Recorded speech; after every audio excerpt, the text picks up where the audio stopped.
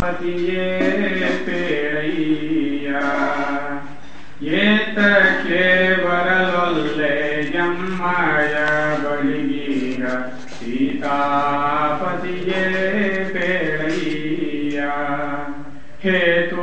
ಹೇತುವೇನಿಲ್ಲದೆ ಕಾತರ ಜನರನು ಹೇತುವೇನಿಲ್ಲದೆ ಕಾತರ ಜನರನು ಭೀತಿಗೊಳಿಸೋದಿದೇತರ ನ್ಯಾಯವೈ ಏತಕ್ಕೆ ಬರಲೊಲ್ಲೆ ಎಮ್ಮಯ ಬಳಿಗೀಗ ಸೀತಾಪತಿಯೇ ಪೇಳಯ್ಯ ಎಲೆ ಮನೆ ಇಲ್ಲವೇ ಜಲತೃಣವಿಲ್ಲವೇ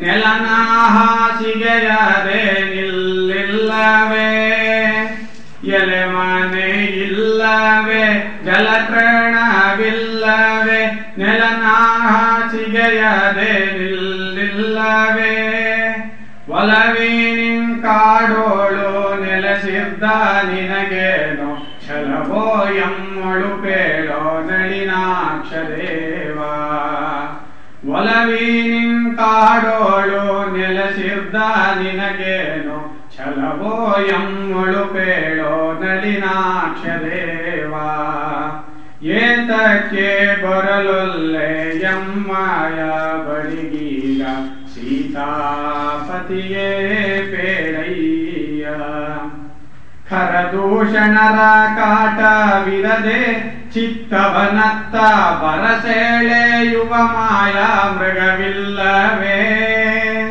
ಖರದೂಷಣರ ಕಾಟವಿರದೆ ಚಿತ್ತವನತ್ತ ಬರಸೆಳೆಯುವ ಮಾಯಾ ಮೃಗವಿಲ್ಲವೇ ಹರಿಯೇ ತಾಪತ್ರಯ ಕೆರವಾಗಿಹ ತಾಪಸರು ನಾವಲ್ಲವೇ ನೈದಾನವಾರಿ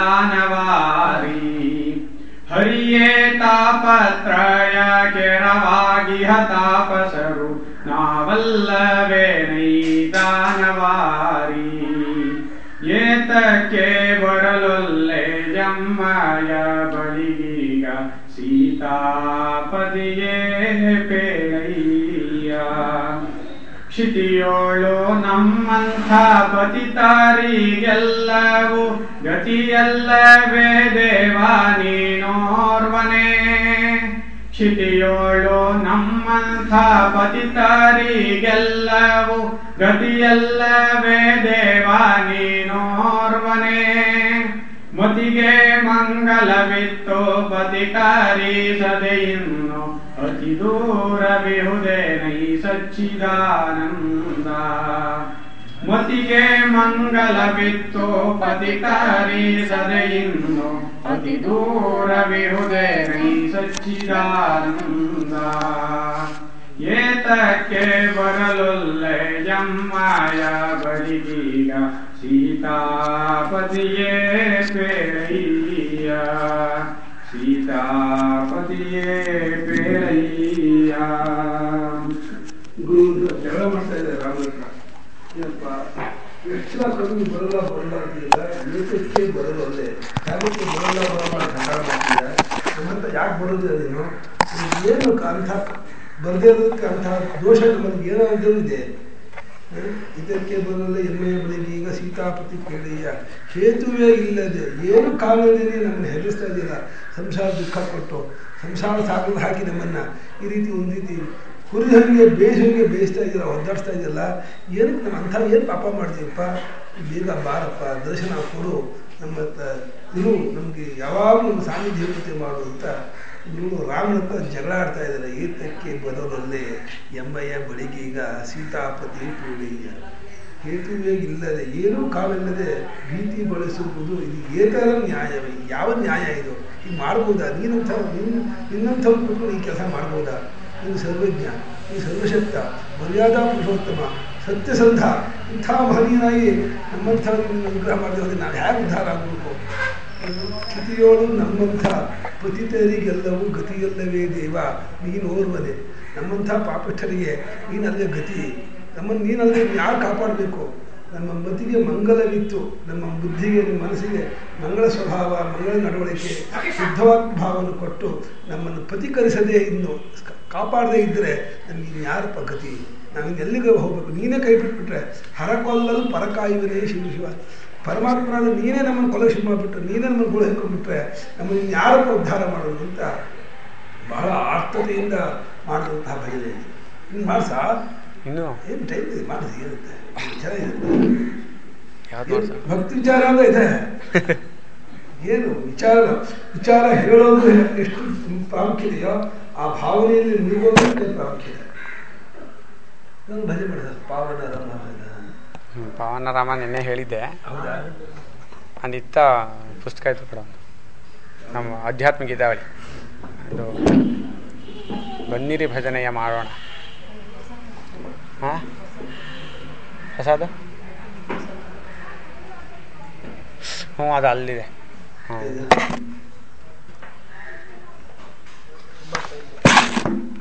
95 ಗಂಟ ಇತ್ಲೆ.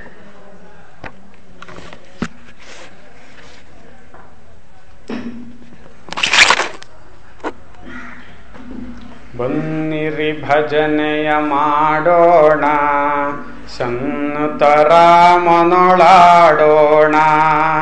ಬನ್ನಿರಿ ಭಜನೆಯ ಮಾಡೋಣ, ಸನ್ನುತ ರಾಮನೊಳಾಡೋಣ.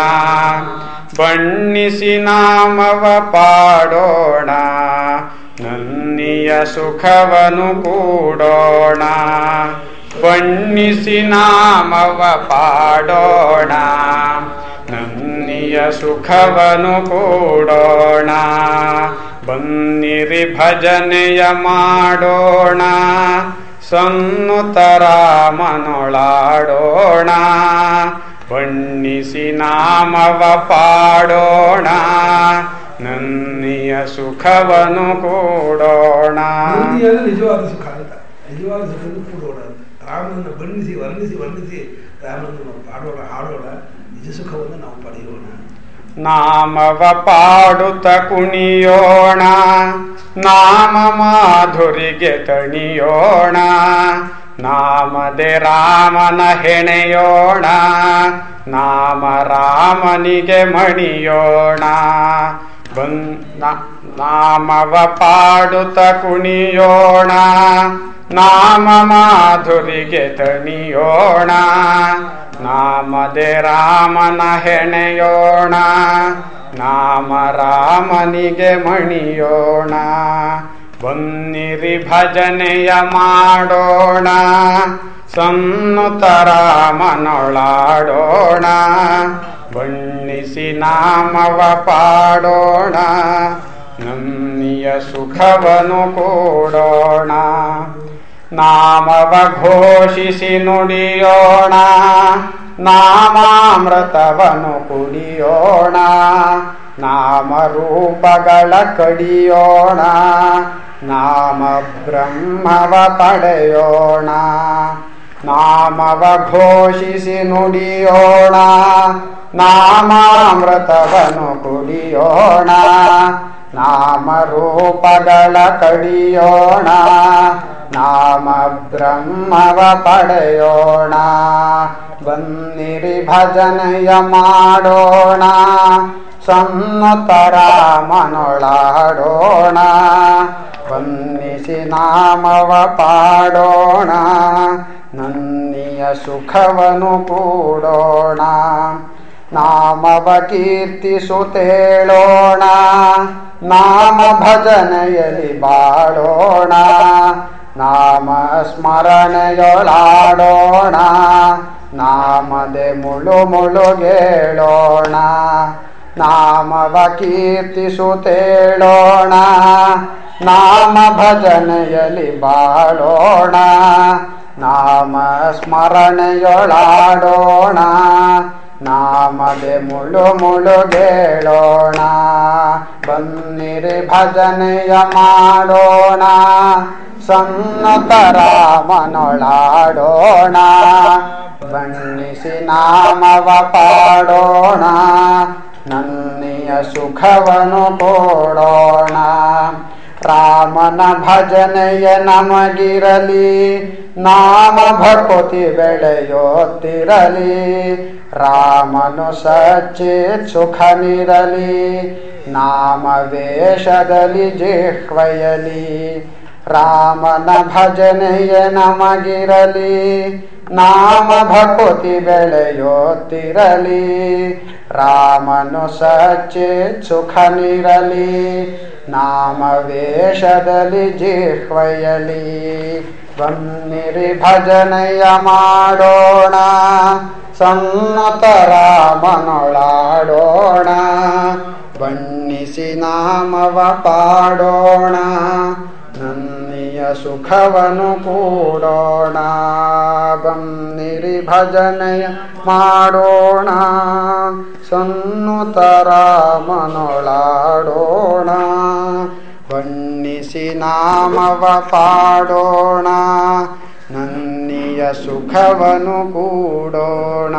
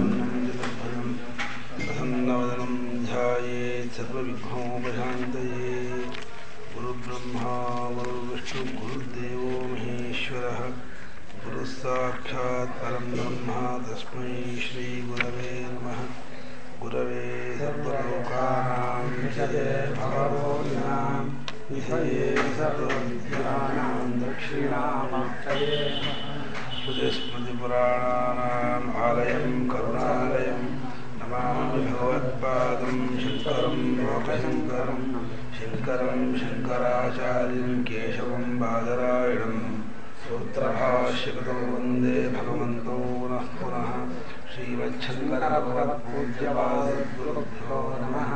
वन्दे तं सच्चिदानन्दं यतिवर्यं महामतिं वेदवेदान्तसारज्ञं सद्गुरुं प्रणतोऽस्म्यहं. सदाहं सम्प्रदायज्ञं संयमीन्द्रं सदाश्रयं सद्गुरुं सच्चिदानन्दं सदाचारं समाश्रये.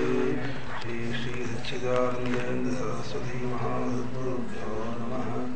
अधीः भगवो ब्रह्म अदृश्यो विश्वभक्तानां दृश्यो भवति यः सदा.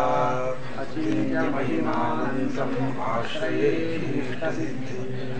नमो भगवते परमानन्दस्वरूपाय परमात्मने भक्तवराय नारदाय च.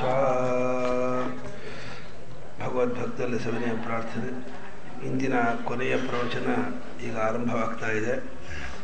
ಬೆಳಗ್ಗಿನ ಎರಡನೆಯ ಪ್ರವಚನದಲ್ಲಿ ಭಕ್ತಿಯ ಲಕ್ಷಣವನ್ನು ಹೇಳ್ಕೊಂಡು ಬಂದು ಪೂಜಾದಿಗಳಲ್ಲಿ ಅನುರಾಗ ಹೊಂದುವುದೇ ಭಕ್ತಿ ಅಂತೇಳಿ ವೇದವ್ಯಾಸರ ಅಭಿಪ್ರಾಯವಾದರೆ, ಕಥಾದಿಗಳಲ್ಲಿ ಅನುರಾಗ ಹೊಂದುವುದು ಗರ್ಗಾಚಾರ್ಯರ ಅಭಿಪ್ರಾಯವಾಗಿತ್ತು. ಆದರೆ ಈ ಎರಡೂ ಬಹಿರಂಗವಾದಂತಹ ಲಕ್ಷಣಗಳು. ಆತ್ಮರತಿಗೆ ಅವಿರೋಧವಾಗಿರುವಂತಹ ನಡವಳಿಕೆ ಏನಿದೆ ಅದು ನಿಜವಾದಂತಹ ಭಕ್ತಿ ಅನ್ನೋದು ಶಾಂಡಿಲ್ಯರ ಅಭಿಪ್ರಾಯವಾಗಿತ್ತು. ಅದು ಅಂತಃಕರಣ ಪ್ರಧಾನವಾದಂತಹ ಭಕ್ತಿ ಆದರೂ ಕೂಡ ಅದನ್ನು ಭಕ್ತಿಗೆ ಲಕ್ಷಣ ಅಂತ ಯಾತಕ್ಕೆ ಹೇಳಿದರು ಅಂತಂದರೆ, ಆ ಅಂತಃಕರಣ ಪ್ರಧಾನವಾದ ಭಕ್ತಿಯನ್ನು ಯಾರು ತುಂಬಿಕೊಂಡಿದ್ದಾರೆ ಅಂಥ ಮಹನೀಯರ ಸನ್ನಿಧಿಯಲ್ಲಿ ಯಾರಿರ್ತಾರೆ ಅವರಿಗೂ ಕೂಡ ಸ್ವಭಾವದಿಂದಲೇ ವಿಷಯದಲ್ಲಿ ಜುಗುಪ್ಸೆಯು, ಬಾಹ್ಯ ವಿಷಯದಲ್ಲಿ ವೈರಾಗ್ಯವು, ಭಗವಂತನಲ್ಲಿ ಪ್ರೇಮವು, ಸದಾಚಾರವು, ಸನ್ನಡವಳಿಕೆಯು ಎಲ್ಲವೂ ಕೂಡ ತಾನಾಗಿ ಮೈಗೂಡಕ್ಕೆ ಶುರುವಾಗ್ಬಿಡುತ್ತೆ. ಅವರ ಸಾಹಚರ್ಯ ಸನ್ನಿಧಿಯಿಂದ ಅಂಥ ಒಂದು ಉತ್ತಮವಾದಂತಹ ವಾತಾವರಣವು ನಿರ್ಮಾಣವಾಗುತ್ತೆ ಅನ್ನೋ ಕಾರಣದಿಂದ ಅದನ್ನು ಕೂಡ ಒಂದು ಭಕ್ತಿಯ ಲಕ್ಷಣ ಅಂತ ಹೇಳ್ತಾ, ಇದು ಎಲ್ಲಕ್ಕಿಂತಲೂ ನಿಜವಾಗಿ ಹೆಚ್ಚಿನದಾದಂತಹ ಭಕ್ತಿಯ ಲಕ್ಷಣವನ್ನು ನಾರದರು ತಮ್ಮ ಒಂದು ಸ್ವಂತ ಅಭಿಪ್ರಾಯದಿಂದ ಹೇಳ್ತಾ ಇದ್ದಾರೆ. ತದರ್ಪಿತ ಅಖಿಲಾಚಾರತ ತದ್ವಿಸ್ಮರಣೆ ಪರಮ ವ್ಯಾಕುಲತ. ತನ್ನವನ್ನು ಸರ್ವಸ್ವವನ್ನೂ ಪರಮಾತ್ಮನಿಗೆ ಒಪ್ಪಿಸ್ಕೊಂಡ್ಬಿಡೋದು, ತನ್ನದು ಅನ್ನೋದು ಏನನ್ನೂ ಉಳಿಸ್ಕೊಳ್ದೇನೆಯೇ ಪೂರ್ತಿ ಶರಣಾಗತಿ, ತಮೇವ ಶರಣಂಗಚ್ಛ ಸರ್ವಭಾವೇನ ಭಾರತ ಅಂತ ಗೀತೆಯಲ್ಲಿ ಹೇಳಿದ್ದಾರೆ.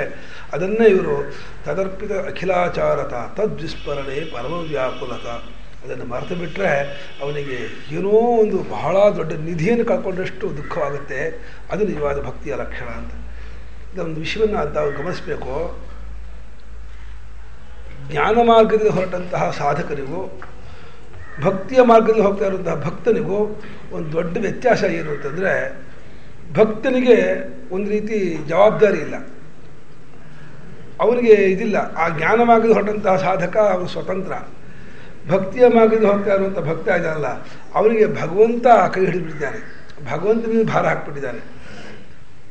ಹಾಗಾಗಿ ಇವನಿಗೆ ಒಂದು ರೀತಿ ಹಗುರ ಇದೆ. ಜ್ಞಾನ ಮಾರ್ಗದಲ್ಲಿ ಹೋಗುವಂತಹ ಸಾಧಕರಿಗೆ ಈ ಜ್ಞಾನ ವಿಚಾರದಲ್ಲಿ ಸರಿಯಾದಂತಹ ಜ್ಞಾನ ಮಾರ್ಗ ಸಿಕ್ಕದೇನೆ ತಪ್ಪು ಹೋಗುವಂತಹ ಅವಕಾಶ ಉಂಟು. ಏಕೆಂದರೆ ಇವತ್ತಿಗೂ ಶಂಕರಾಚಾರ್ಯರ ಭಾಷ್ಯಕ್ಕೆ ವ್ಯಾಖ್ಯಾನವನ್ನು ಬರೆದಂತಹ ಅನೇಕ ವ್ಯಾಖ್ಯಾನಕಾರರುಗಳು ಮೂಲಾವಿದ್ಯಾದಿ ಅನೇಕ ವಾದಗಳನ್ನು ತಂದುಬಿಟ್ಟು ಪರಸ್ಪರ ಕಚ್ಚಾಡ್ತಾ ಇರೋದು ನಾವು ನೋಡ್ತಾನೇ ಇದ್ದೀವಿ. ಒಬ್ಬರನ್ನೊಬ್ಬರು ತಪ್ಪು ಅಂತ ಹೇಳೋದು, ತಮ್ಮದೇ ಸರಿ ವಾದ ಮಾಡೋದು, ಇನ್ನೊಬ್ಬರ ಮೇಲೆ ದೋಷಾರೋಪಗಳನ್ನು ಹಾಕೋದು ಅನ್ನೋದು ಈ ಜ್ಞಾನ ಮಾರ್ಗದಲ್ಲಿ ಇದ್ದೇ ಇರುವಂತಹ ವಿಚಾರ ಇದೆ. ರಾಗದ್ವೇಷಾದಿಗಳಿಗೆ ತುಂಬ ಅವಕಾಶ ಉಂಟು. ಜ್ಞಾನ ಮಾರ್ಗ ತಮ್ಮ ತಮ್ಮ ಪಾಂಡಿತ್ಯ ಪ್ರದರ್ಶನವನ್ನು ವ್ಯಕ್ತಪಡಿಸೋದು ಅನ್ನೋದು ಏನಿದೆ, ಈ ಜ್ಞಾನ ಮಾರ್ಗದಲ್ಲಿ ಇದೊಂದು ಅಪಾಯ ಇದು. ಯದ್ಯಪಿ ಜ್ಞಾನ ಮಾರ್ಗವು ಸರಿಯಾಗಿದ್ದರೆ ಭಗವಂತನ ಮುಟ್ಟುವುದಕ್ಕೆ ಒಳ್ಳೆಯ ಸಾಧನವಾಗುವುದಾದರೂ ಜ್ಞಾನಿಗಳಿಗೆ ಜ್ಞಾನ ಮಾರ್ಗದಲ್ಲಿ ಹೋಗುವವರು ಒಂದು ರೀತಿ ಸ್ವತಂತ್ರರು. ಭಗವಂತ ಅದನ್ನೇ ಗೀತೆಯ 12ನೇ ಅಧ್ಯಾಯದಲ್ಲಿ ವಿಶ್ವರೂಪೋಪಾಸಕರು ದೊಡ್ಡವರ ಅಕ್ಷರೋಪಾಸಕರು ದೊಡ್ಡವರ ಅಂತ ಒಂದು ಪ್ರಶ್ನೆ ಮಾಡಿದ್ದಾನೆ ಅರ್ಜುನ. ನ್ಯಾಯವಾಗಿ ಆ ಪ್ರಶ್ನೆ ಹೊಂದಲ್ಲ, ಅಕ್ಷರೋಪಾಸಕರು ಅಂದರೆ ಜ್ಞಾನಿಗಳು ಅಂತ. ಆದರೂ ಜ್ಞಾನ ಮಾರ್ಗ ಅಂತ ಇಟ್ಕೊಂಡ್ರೆ ಜ್ಞಾನ ಮಾರ್ಗದಲ್ಲಿ ಹೋಗೋರು ದೊಡ್ಡವರ, ಭಕ್ತಿ ಮಾರ್ಗದಲ್ಲಿ ಹೋಗೋರು ದೊಡ್ಡವರ ಅಂತ ಪ್ರಶ್ನೆ ಅಂತ ಇಟ್ಕೊಂಡ್ರೆ ಭಗವಂತ ತೇಮೇ ಯುಕ್ತ ತಮಾಮತ ಅಂಥೇಳಿ ಭಕ್ತಿ ಮಾರ್ಗದಲ್ಲಿ ಹೋಗುವವರನ್ನೇ ದೊಡ್ಡವರು ಅಂತ, ವಿಶ್ವೋಪಪಾಸಕರನ್ನೇ ದೊಡ್ಡವರು ಅಂತಂದ. ಯಾಕೆಂದರೆ ಇವರಿಗೆ ಒಂದು ರೀತಿ ಮನ್ಮನಾಭವ ಮದ್ಭಕ್ತೋ ಬದ್ಯಾಜಿ ಮಾಂ ನಮಸ್ಕುರು ಮಾಮೇ ವೈಶ್ಯ ಸತ್ಯಂತೆ ಪ್ರತಿಜಾನೇ ಪ್ರಿಯೋಸಿಮೆ ನಮೇ ಭಕ್ತ ಪ್ರಣಶ್ಯತಿ, ನನ್ನ ಭಕ್ತ ಏನು ಮಾಡಿದ್ರು ಹಾಳ ಹೋಗೋದಿಲ್ಲ ಅಂತ. ಇವನು ತನ್ನ ಜವಾಬ್ದಾರಿನೆಲ್ಲ ಪರಮಾತ್ಮನ ಒಪ್ಪಿಸಿಬಿಟ್ಟಿರೋದ್ರಿಂದ ಗೋಂದಾವಳಿ ಬ್ರಹ್ಮಚಿತ್ರ ಮಹಾರಾಜ ಹೇಳಿದಾಗೇನೆ ಒಂದು ರೀತಿ ಹೋಲ್ಡಾಲ್ ಶರಣಾಗತಿ ಅಂತ. ಹೋಲ್ಡಾಲ್ ಶರಣಾಗತಿ ಅಂದರೆ ಏನು ಗೊತ್ತಾ, ಒಬ್ಬ ಪ್ರಯಾಣ ಮಾಡ್ತಾ ಇದ್ದಾನೆ, ಉತ್ತರ ಭಾರತದ ಕಡೆ ಹೋಗ್ತಾ ಇದ್ದಾನೆ. ಅವನಂತ ತುಂಬ ದುಡ್ಡು ಇಟ್ಕೊಂಡ್ಬಿಟ್ಟಿದೆ, ಯಾಕೆ ಪ್ರಯಾಣ ದುಡ್ಡು ಬೇಕಲ್ಲ, ತುಂಬ ದುಡ್ಡು ಇಟ್ಕೊಂಡ್ಬಿಟ್ಟಿದ್ದಾನೆ. ಆದರೆ ರಾತ್ರಿ ಹೊತ್ತು ಆ ದುಡ್ಡನ್ನೆಲ್ಲ ಎಲ್ಲೋ ಇಟ್ಟು ನಿದ್ದೆ ಮಾಡಿದ್ರೆ ಯಾರು ಕದ್ದು ಬಿಟ್ಟರೆ ಏನು ಮಾಡೋದು, ಸಾಮಾನುಗಳನ್ನ ಹೊತ್ಕೊಂಡು ಹೋಗ್ಬಿಟ್ರೆ ಏನು ಮಾಡೋದು, ಹೆದರಿಕೆ. ಹಾಗಾಗಿ ನಿದ್ದೆ ಬರ್ತಾ ಇಲ್ಲ. ನಿದ್ದೆ ಮಾಡಿದ್ರೆ ಇರೋಕ್ಕಾಗತ್ತಾ, ಶರೀರ ಧರ್ಮ ನಿದ್ದೆ ಮಾಡಲೇಬೇಕು ರಾತ್ರಿ ಹೊತ್ತಲ್ಲಿ. ಯೋಚನೆ ಮಾಡ್ದೆ ಏನು ಮಾಡೋದು ಅಂತ. ಅವನಂತ ಒಂದು ಹೋಲ್ಡಾಲ್ ಇತ್ತು, ಆ ಹೋಲ್ಡಾಲ್ ಮೇಲೆಲ್ಲೋ ಇಟ್ಟು ಇದು ಸೀಟಡಿಲಿಟ್ಟು ಅವ್ನ ಮೇಲೆ ಮಲಗಿದ್ದ. ಕೆಲಸ ಮಾಡ್ತಿದ್ದ ಹೋಲ್ಡಾಲನ್ನೇ ಪೂರ್ತಿ ಬಿಚ್ಚಿಬಿಟ್ಟು ಅದರೊಳಗೆ ದುಡ್ಡನ್ನಿಟ್ಟು ಅದ ಮೇಲೆ ಮಲ್ಕೊಂಡ್ಬಿಟ್ಟ ಅವನು. ತಾನು ತನ್ನ ಮುಖ್ಯವಾದ ಪದಾರ್ಥವನ್ನು, ಬೆಲೆ ಬಾಳುವ ಪದಾರ್ಥವನ್ನೆಲ್ಲ, ದುಡ್ಡು ಮುಂತಾದ ಪದಾರ್ಥಗಳನ್ನು ಅದರ ಅಡಿಲಿಟ್ಬಿಟ್ಟು ಅದ ಮೇಲೆ ಮಲ್ಕೊಂಡು ಹೋದ್ಮೇಲೆ ಅದು ಕಾಡು ಮೇಲೆ ಹೋಗ್ತಾ ಇರುತ್ತೆ, ರೈಲು ನದಿ ಮೇಲೆ ಹೋಗುತ್ತೆ, ಬಯಲು ಮೇಲೆ ಹೋಗುತ್ತೆ, ಎಲ್ಲೆಲ್ಲೂ ಹೋಗಲಿ, ಏನು ಮಾಡಿದ್ರು ಯಾರು ಬಂದರೂ ಅವನನ್ನು ಎಬ್ಸಿ ಅದನ್ನು ತಗೋಬೇಕು ಒಳಗಿರೋದನ್ನು. ಹಾಗಾಗಿ ಹಾಯಾಗಿ ನಿದ್ದೆ ಮಾಡ್ತಾ ಹೋದಂತೆ. ಹಾಗೆ ಈ ಭಕ್ತ ಭಗವಂತ ಮೇಲೆ ಬಿದ್ಕೊಂಡ್ಬಿಟ್ಟಿದ್ದಾನೆ. ಭಗವಂತನ ಪಾದದ ಮೇಲೆ ಬಿದ್ಕೊಂಡ್ಬಿಟ್ಟು, ಪರಮಾತ್ಮ ನೀನನ್ನು ಉದ್ಧಾರ ಮಾಡೋದು ನಿನ್ನ ಒಂದು ಕರ್ತವ್ಯ, ನಿನಗೆ ನಾನು ಶರಣಾಗತನಾಗಿ ಬಂದಿದ್ದೀನಿ, ನಿನ್ನ ಜವಾಬ್ದಾರಿ, ನನ್ನದಿಲ್ಲಿ ಏನೂ ಇಲ್ಲ ಅಂತ ಹೇಳ್ಬಿಟ್ಟು ತನ್ನ ತನವನ್ನು ಪೂರ್ತಿ ಪರಮಾತ್ಮ ಒಪ್ಪಿಸ್ಬಿಟ್ಟು ನನ್ನನ್ನು ಹಾಲಲ್ಲಾಲು ಹಾಕು, ನೀರಲ್ಲಾಲು ಹಾಕು, ಎಲ್ಲಿಗಾಲು ಹಾಕಪ್ಪ, ನಾನು ನಿನ್ನ ಪಾದ ಮೇಲೆ ಬಂದುಬಿಟ್ಟಿದ್ದೀನಿ, ನನ್ನ ಉದ್ಧಾರ ಮಾಡೋದು ನಿನ್ನ ಜವಾಬ್ದಾರಿ, ನಾನು ಏನಾಗಬೇಕು ಹೇಗಾಗಬೇಕು ಅನ್ನೋದು ನಿಂಗೆ ಸೇರಿದ್ದು, ನನ್ನದು ಒಂದೇ ಒಂದು ಇದು ಕರ್ತವ್ಯ, ನಡವಳಿಕೆ, ನಿಯಮ ಅಂತಂದರೆ ನಾನು ನಿರಂತರವಾಗಿ ಅನನ್ಯವಾಗಿ ನಿನ್ನನ್ನು ಜ್ಞಾಪಿಸ್ಕೊಳ್ತಾ ಇರೋದು ನನ್ನ ಒಂದು ಕರ್ತವ್ಯ. ನಾನು ಅಷ್ಟನ್ನು ಮಾಡ್ತಿರ್ತೀನಿ. ನೀನೇ ನನಗೆ ತಂದೆ, ನೀನೇ ನನಗೆ ಗುರು, ನೀನೇ ನನಗೆ ಸ್ವಾಮಿ, ನೀನೇ ನನಗೆ ಸರ್ವಸ್ವ, ನಿನಗೆ ಶರಣಾಗತನಾಗಿ ಬಂದುಬಿಟ್ಟಿದ್ದೀನಿ, ನೀನನ್ನು ಉದ್ಧಾರ ಮಾಡಪ್ಪ ಅಂಥೇಳಿ ಪ್ರೇಮ ಭಾವದಿಂದ, ಆರ್ತತೆಯಿಂದ ಪರಿಪೂರ್ಣವಾಗಿ ತನ್ನ ಅಹಂಕಾರವನ್ನು ಮಟ್ಟಿಸಿಕೊಂಡು, ತನ್ನನ್ನು ತುಂಬ ಕೀಳನ್ನಾಗಿ ಮಾಡಿಕೊಂಡು, ತನ್ನ ಅಲ್ಪತನವನ್ನು ಚೆನ್ನಾಗಿ ಅರ್ಥ ಮಾಡಿಕೊಂಡು, ನಾನು ಏನೂ ಅಲ್ಲ ಈ ಪ್ರಪಂಚದಲ್ಲಿ, ನನಗೆ ಯಾವ ತಿಳುವಳಿಕೆಯೂ ಇಲ್ಲ, ಯಾವ ಬಲವೂ ಇಲ್ಲ, ಯಾವ ಐಶ್ವರ್ಯವೂ ಇಲ್ಲ, ಏನೇನೂ ನಂದಿಲ್ಲ, ಎಲ್ಲವೂ ಭಗವಂತನದೇ ಅನ್ನೋದು ಚೆನ್ನಾಗಿ ಅರ್ಥ ಮಾಡಿಕೊಂಡು ಆ ಪರಮಾತ್ಮನಲ್ಲಿ ಪರಿಪೂರ್ಣ ಶರಣಾಗತಿಯನ್ನು ಹೊಂದಿದ್ದಾನೆ. ಸರ್ವಧರ್ಮಾನ್ ಪರಿತ್ಯಜ್ಯ ಮಾಮೇಕಂ ಶರಣಂ ವ್ರಜ ಅಹಂ ತ್ವಾ ಸರ್ವಪಾಪೇಭ್ಯ ಮೋಕ್ಷಯಿಷ್ಯಾಮಿ ಮಾ ಶುಚಃ ಅಂಥೇಳಿ ಭಗವಂತ ನನ್ನನ್ನು ಶರಣಾಗತರಾಗಿ ಹೊಂದಿಬಿಟ್ರೆ ನಾನು ಉದ್ಧಾರ ಮಾಡ್ತೀನಪ್ಪ ಅಂತ. ಇದರಲ್ಲಿ ಶುದ್ಧವಾದಂತಹ ಹೃದಯ ಹೊಂದಿದ್ಬಿಟ್ರೆ ಸಾಕು.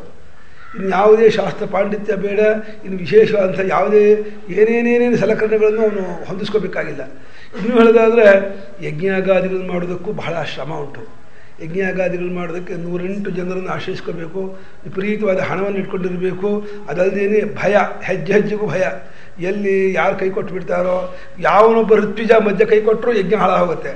ಆ ಋತ್ವಿಜರಲ್ಲಿ ಏನಾದರೂ ಜಗಳ ಬಂದುಬಿಟ್ರೆ, ಅವರಲ್ಲಿ ಏನಾದ್ರು ಮಾತು ಹೊತ್ತು ಬಿಟ್ಟರೆ, ಎಷ್ಟೋ ಸಂದರ್ಭದಲ್ಲಿ ಆಗಿಬಿಟ್ಟಿದೆ. ಮಧ್ಯದಲ್ಲಿ ಎದ್ದು ಹೋಗಿರೋದು, ಹೊಡೆದಾಡೋದು, ಬಿಡದಾಡೋದು ಬೇಕಾಷ್ಟು ನಡೆದಿದೆ. ಆಮೇಲೆ ಇನ್ಯಾವುದಾದ್ರೂ ವರ್ತ ನಿಯಮಾದಿಗಳಲ್ಲೂ ಕೂಡ ಆ ಕಾಲ ಸಂಕೋಚ ಇದೆ. ಇಂಥ ಕಾಲದಲ್ಲೇ ಇಂಥ ಹೊತ್ತಿನಲ್ಲೇ ಈ ವ್ರತವನ್ನು ಮಾಡಬೇಕು, ಈ ಒಂದು ನಿಯಮವನ್ನು ಕೈಗೊಳ್ಳಬೇಕು ಅಂತ. ಆದರೆ ಭಕ್ತಿಗೆ ಕಾಲ ನಿಯಮ ಇಲ್ಲ, ದೇಶ ನಿಯಮ ಇಲ್ಲ, ಹಣದ ಖರ್ಚಿಲ್ಲ, ಯಾವುದೇ ತರಹದ ಕಟ್ಟುಪಾಡುಗಳಿಲ್ಲ, ಏನೇನೂ ಇಲ್ಲ. ಶುದ್ಧ ಭಾವದಿಂದ ಪರಮಾತ್ಮನನ್ನು ಪ್ರೇಮಿಸ್ತಾ ಇರೋದು ಒಂದನ್ನು ಕಲ್ತ್ಕೊಂಡ್ರೆ ಸಾಕು. ಪರಮಾತ್ಮನ ಪ್ರೇಮಿಸುವುದಕ್ಕೆ ಸರಿಯಾದಂತಹ ಸತ್ಸಂಗ, ಮಹಾತ್ಮರ ಸಹವಾಸ, ಸರಿಯಾದಂತಹ ಗ್ರಂಥಾವಲೋಕನ ಮಾಡೋದು ಪರವಾಗಿಲ್ಲ. ಹೇಗಾದರೂ ದೊಡ್ಡವರ ಮಾತನ್ನು ತಿಳ್ಕೊಂಡಾದರೂ ಮಾಡಲಿ, ಅಥವಾ ತಾನೇ ಅದನ್ನು ಗ್ರಂಥಗಳನ್ನು ಓದ್ಕೊಂಡಾದರೂ ತಿಳ್ಕೊಳ್ಳಿ. ಒಟ್ಟಿನಲ್ಲಿ ಶುದ್ಧವಾದಂತಹ ಭಕ್ತಿ ಭಾವವನ್ನು ಒಂದು ಬೆಳೆಸ್ಕೊಂಡ್ಬಿಟ್ಟು ಅವನು ಪರಮಾತ್ಮನ ಭಾವನೆಯಿಂದಲೇ ತನ್ನ ಕಾಲಯಾಪನವನ್ನು ಮಾಡೋಕ್ಕೆ ಶುರು ಮಾಡಿಬಿಟ್ಟ ಅಂದರೆ ಭಗವಂತ ಒಳ್ಳೆ ಅಜ್ಜ ಮೊಮ್ಮಗಳ ಕೈ ಹಿಡ್ಕೊಂಡು ಕತ್ತಲೆ ಹೊತ್ತಲ್ಲಿ ನಡ್ಕೊಂಡು ಹೋಗುವ ಹಾಗೇನೇ ಭಗವಂತ ಕೈ ಹಿಡ್ಕೊಂಡು ಹೋಗ್ಬಿಡ್ತಾನೆ. ಕತ್ತಲೆಯೇ ಇರಬಹುದು, ಹೆದರಿಕೆ ಸಮಯವೇ ಇರಬಹುದು, ಆದರೆ ಮೊಮ್ಮಗನಿಗೆ ಏನು ಹೆದರಿಕೆ? ಅಜ್ಜನ ಕೈ ಹಿಡಿದು ಬಿಟ್ಟಿದ್ದಾನೆ, ಅಜ್ಜ ಕರ್ಕೊಂಡು ಹೋಗ್ತಾ ಇದ್ದಾನೆ, ಹಾಗಾಗಿ ಅವನಿಗೇನು ಹೆದರಿಕೆ ಇಲ್ಲ. ಹಾಗೆ ಮೊಮ್ಮಗ ಅಜ್ಜನ ಕೈ ಹಿಡ್ಕೊಂಡು ಹೋಗುವ ಹಾಗೇನೇ ಈ ಭಕ್ತ ಭಗವಂತನ ಕೈ ಹಿಡ್ಕೊಂಡು ಹೋಗ್ತಾ ಇರ್ತಾನೆ. ಆದ್ದರಿಂದ ಇವನಿಗೆ ಯಾವ ಯೋಚನೆ ಇಲ್ಲ, ಯಾವ ಜವಾಬ್ದಾರಿ ಇಲ್ಲ, ಎಲ್ಲವನ್ನೂ ಅವನಿಗೆ ಒಪ್ಪಿಸ್ಕೊಂಡ್ಬಿಟ್ಟಿದ್ದಾನೆ. ಅವನಿಗೆ ಯಾವ ಕಾಲ ದೇಶಗಳ ಸಂಕೋಚವಿದ್ದೇನೆ ಪ್ರೇಮ ಭಾವದಿಂದ ಅವನು ಒಪ್ಪಿಸ್ತಾ ಇರ್ತಾನೆ. ಆದ್ದರಿಂದ ಅವನಿಗೆ ಅದರಲ್ಲಿ ಕೊರತೆ ಆಗೋ ಸಂದರ್ಭವೂ ಇಲ್ಲ. ಇಲ್ಲಿ ಏನಾಗುತ್ತೆ ಅಂದರೆ, ಈ ಕರ್ಮದಲ್ಲಿ ಒಳ್ಳೆ ತುಪ್ಪ ಇಲ್ಲದೆ ಹೋದರೆ, ಒಳ್ಳೆ ಕಟ್ಟಿಗೆ ಇಲ್ಲದೆ ಹೋದರೆ, ಒಳ್ಳೆ ಹವಿಸ್ಸು ಒಳ್ಳೆಯದಾಗದೆ ಹೋದರೆ ಕರ್ಮ ಹಾಳಾಗೋಗ್ಬಿಡುತ್ತೆ. ಕಾಲದೇಶವು ವ್ಯತ್ಯಾಸವಾದರೂ ಕರ್ಮ ಹಾಳಾಗೋಗುತ್ತೆ. ಇಲ್ಲಿ ಹಾಳಾಗೋಕ್ಕೆ ಕಾರಣವೇ ಇಲ್ಲ. ಇದಕ್ಕೆ ದುಷ್ಪರಿಣಾಮ ಅನ್ನೋದು ಇಲ್ಲವೇ ಇಲ್ಲ, ಸೈಡ್ ಎಫೆಕ್ಟೇ ಇಲ್ಲ ಈ ಭಕ್ತಿ ಮಾರ್ಗದಲ್ಲಿ. ಯಾರ ಇದು ಇಲ್ಲ, ಸಹಕಾರವೂ ಇಲ್ಲ, ಬಹಳ ಸುಲಭ. AC ರೂಮಲ್ಲೇ ಕೂತ್ಕೊಳ್ಳಿ, ಪರವಾಗಿಲ್ಲ, ಚೆನ್ನಾಗಿ ಊಟ ಮಾಡಿ ಕೂತ್ಕೊಳ್ಳಿ, ಯಾವ ಬಿಸಿಲು ತಿರುಗಾಡಬೇಕಾಗಿಲ್ಲ, ಯಾವ ಕಾಡಿಗೂ ಹೋಗಬೇಕಾಗಿಲ್ಲ, ಯಾವುದೇ ತೀರ್ಥಕ್ಷೇತ್ರಕ್ಕೆ ಹೋಗಬೇಕಾಗಿಲ್ಲ, ಒಬ್ಬರಿಗೆ ದೊಗ್ಸಸ್ತಿ ಹೊಡಿಬೇಕಾಗಿಲ್ಲ. ಮೌನವಾಗಿ ಪ್ರೇಮ ಭಾವದಿಂದ ನಿರಂತರವಾಗಿ ಇಷ್ಟವಾದಂತಹ ಭಗವಂತನ ರೂಪ, ಭಗವಂತನ ನಾಮ, ಅದನ್ನು ಪ್ರೇಮದಿಂದ ಮತ್ತೆ ಮತ್ತೆ ಜ್ಞಾಪಿಸಿಕೊಂಡು ಅವನ ಗುಣಗಾನ, ಅವನ ಕೀರ್ತನೆ, ಅವನ ವಿಭೂತಿ, ಅವನ ಮಾಹಾತ್ಮೆ ಇತ್ಯಾದಿಗಳನ್ನೆಲ್ಲ ಅನುಸಂಧಾನ ಮಾಡ್ತಾ ಅದರಲ್ಲೇ ಒಂದು ಆನಂದವನ್ನು ಕಾಣ್ತಾ ಕಾಣ್ತಾ ಕಾಣ್ತಾ ಹೋದರೆ ಆ ಪ್ರೇಮ ಭಾವ ನಮಗೂ ಅರಿವಾಗದೇನೆ ಹೃದಯದಲ್ಲಿ ಚೆನ್ನಾಗಿ ಊರ್ಕೊಂಡ್ಬಿಟ್ಟು ನಮ್ಮ ಅಹಂಕಾರವನ್ನು ಪರಿಪೂರ್ಣ ಅಳಿಸ್ಬಿಡುತ್ತೆ. ಎಷ್ಟೆಷ್ಟು ಭಗವದ್ಭಾವನೆಯನ್ನು ಬೆಳೆಸ್ಕೊತಾನೋ ಅಷ್ಟೆಷ್ಟು ತನ್ನತನ ಅಹಂಕಾರ ತೆಗ್ತಾ ಹೋಗುತ್ತೆ, ಅಷ್ಟಷ್ಟು ಜಗತ್ತಿನೆಲ್ಲ ಭಗವದ್ ವಿಭೂತಿ ಕಾಣ ಶುರುವಾಗ್ಬಿಡುತ್ತೆ. ಹಾಗಾಗಿ ಭಕ್ತಿ ಮಾರ್ಗ ಅನ್ನೋದು ಅತ್ಯಂತ ಸುಲಭತಮವಾದ ಮಾರ್ಗ. ಹಾಗಾಗಿ ತದರ್ಪಿತ ಅಖಿಲಾಚಾರತ ತದ್ವಿಸ್ಮರಣೆ ಪರಮ ವ್ಯಾಕುಲತ ಅಂಥೇಳಿ ಅವರು ನಾರದರು ತಮ್ಮ ಲಕ್ಷಣವನ್ನು ಹೇಳಿಬಿಟ್ಟು ಕೊನೆಗೆ ವ್ರಜಗೋಪಿಕರ ದೃಷ್ಟಾಂತವನ್ನು ಕೊಟ್ಟರು. ನಂದಗೋಕುಲದ ಗೋಪಿಕಾ ಸ್ತ್ರೀಯರು ಯಾವ ರೀತಿ ಇದ್ದರೋ ಆ ರೀತಿ ಇರಬೇಕು ಅಂತ ಹೇಳ್ತಾ, ಅಲ್ಲೂ ಕೂಡ ತತ್ರಾಪಿ ಮಾಹಾತ್ಮ್ಯ ಜ್ಞಾನ ವಿಸ್ಮೃತ್ಯಪವಾದ ಇವತ್ತಿನ ಸೂತ್ರ.